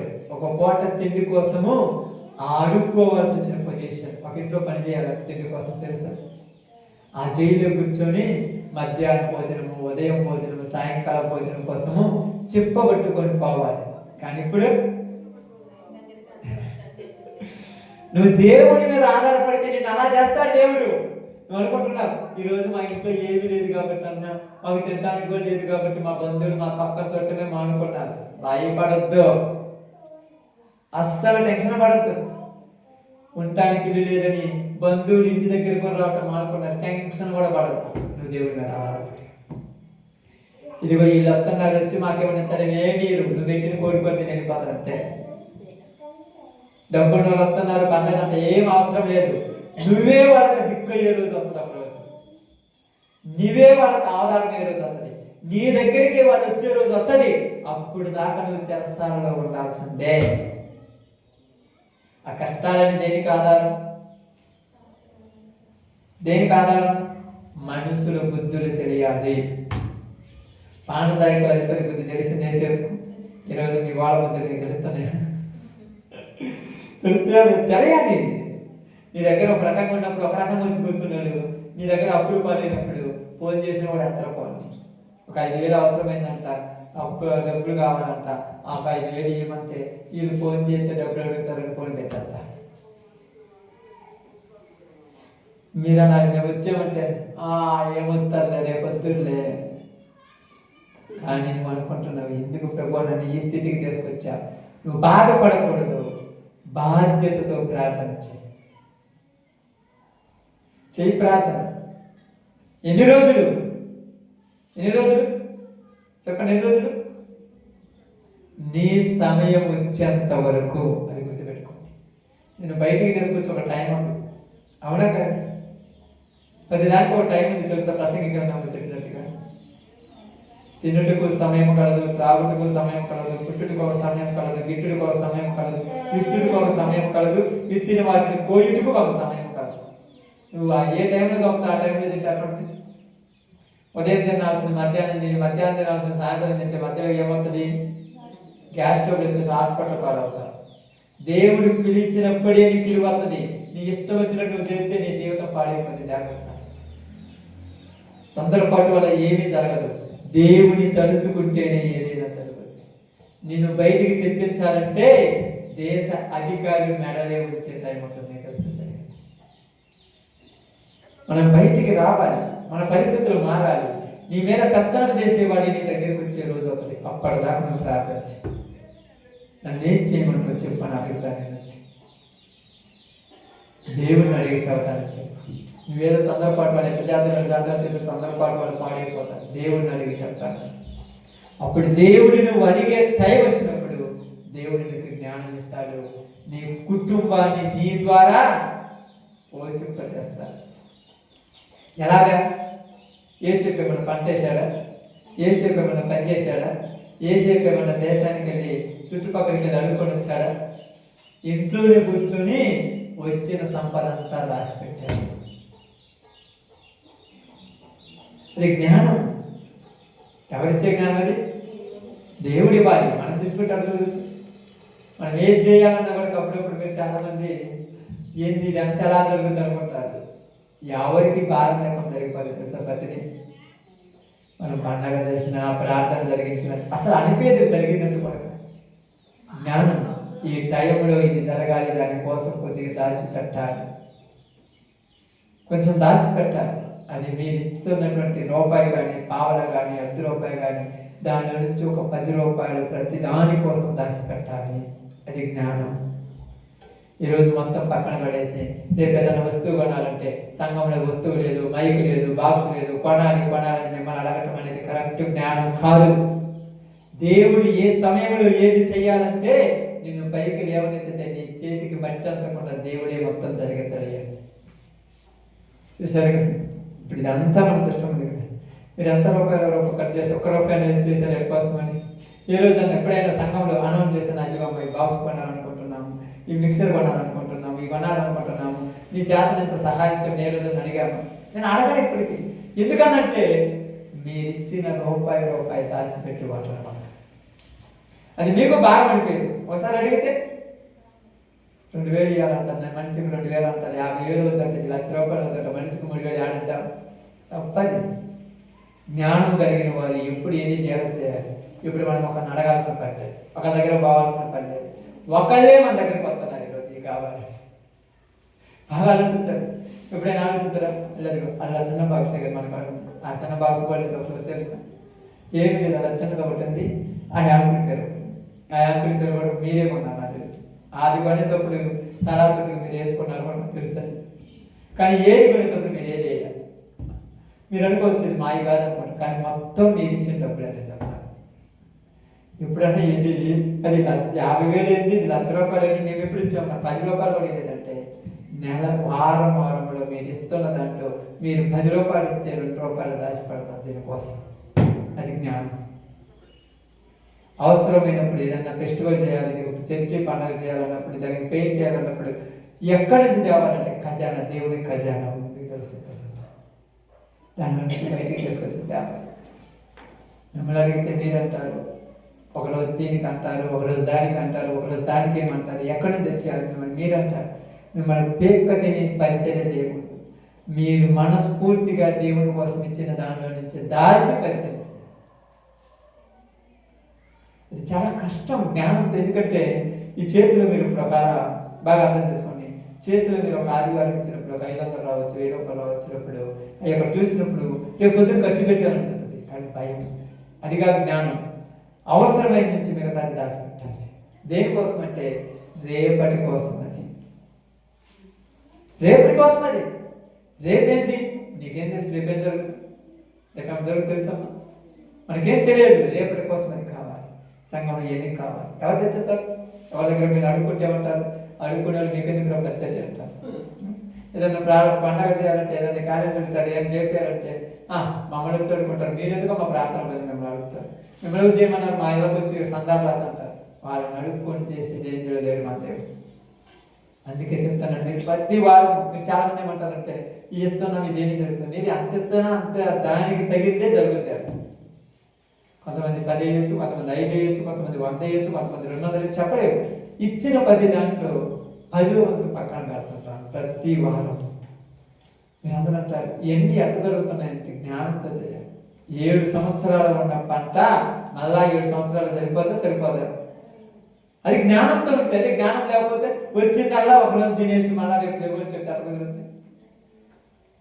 అది చాలా ఎంత పొరపాటు చెప్తే తెలుసా మీకు? అది అజ్ఞానం అంటారు.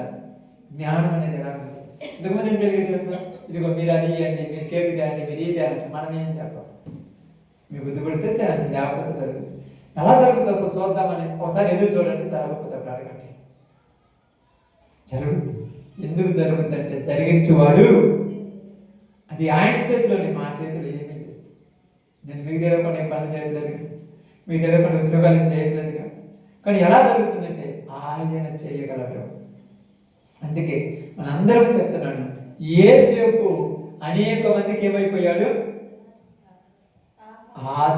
ఆహారం ఇచ్చేవాడిగా మారిపోయాడు. ఈరోజు ఈ పరిచర్య అనేక మందికి ఇలా అన్నీ దొరుకుతాయనేటట్టుగా మారిపోవాలి. కష్టం కదంటే ఉన్నది 10 మంది, 100 మంది, 1000 మంది అని చూడకూడదు.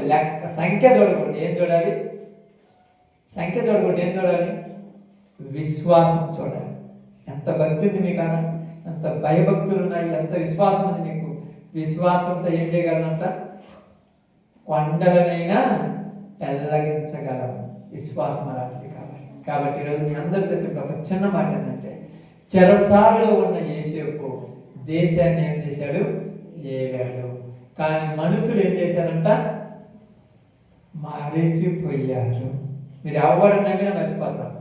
అప్పుడప్పుడు చాలాసార్లు కొన్నిసార్లు అంటుంటారు, ఇదిగో ఈ సంవత్సరం అంటున్నారు. నాకు అప్పుడప్పుడు కొంతమంది అంటారు, కొంతమంది ఉన్నారు బలంగా పరిచర్యలో ముందుండే వాళ్ళు ఉన్నారు, లేదని చేస్తారంటే ఒకటే చెప్తున్నాడు, మనుషులను అసలు నమ్మని చెప్తాను. నిజం. మనుషులు అసలు నమ్మను. ఎందుకంటే మనుషులు ఈరోజు ఒకలాగా ఉంటారు, రేపు 4 రోజులు ఆగిన తర్వాత మళ్ళీ వాళ్ళు అంటారు, తిప్పేస్తారంట కదా. నేను చేతి చేసిన లేకపోతే గతి అంటారు. కానీ మనం అట్లా మన దేవుడు ఏదైనా చేయగలడు. అందుకే నేను అంత చేసినా ఏం చేసినా నాదనే ఫీలింగ్ ఎందుకు రాదంటే నాది కాదు కాబట్టి.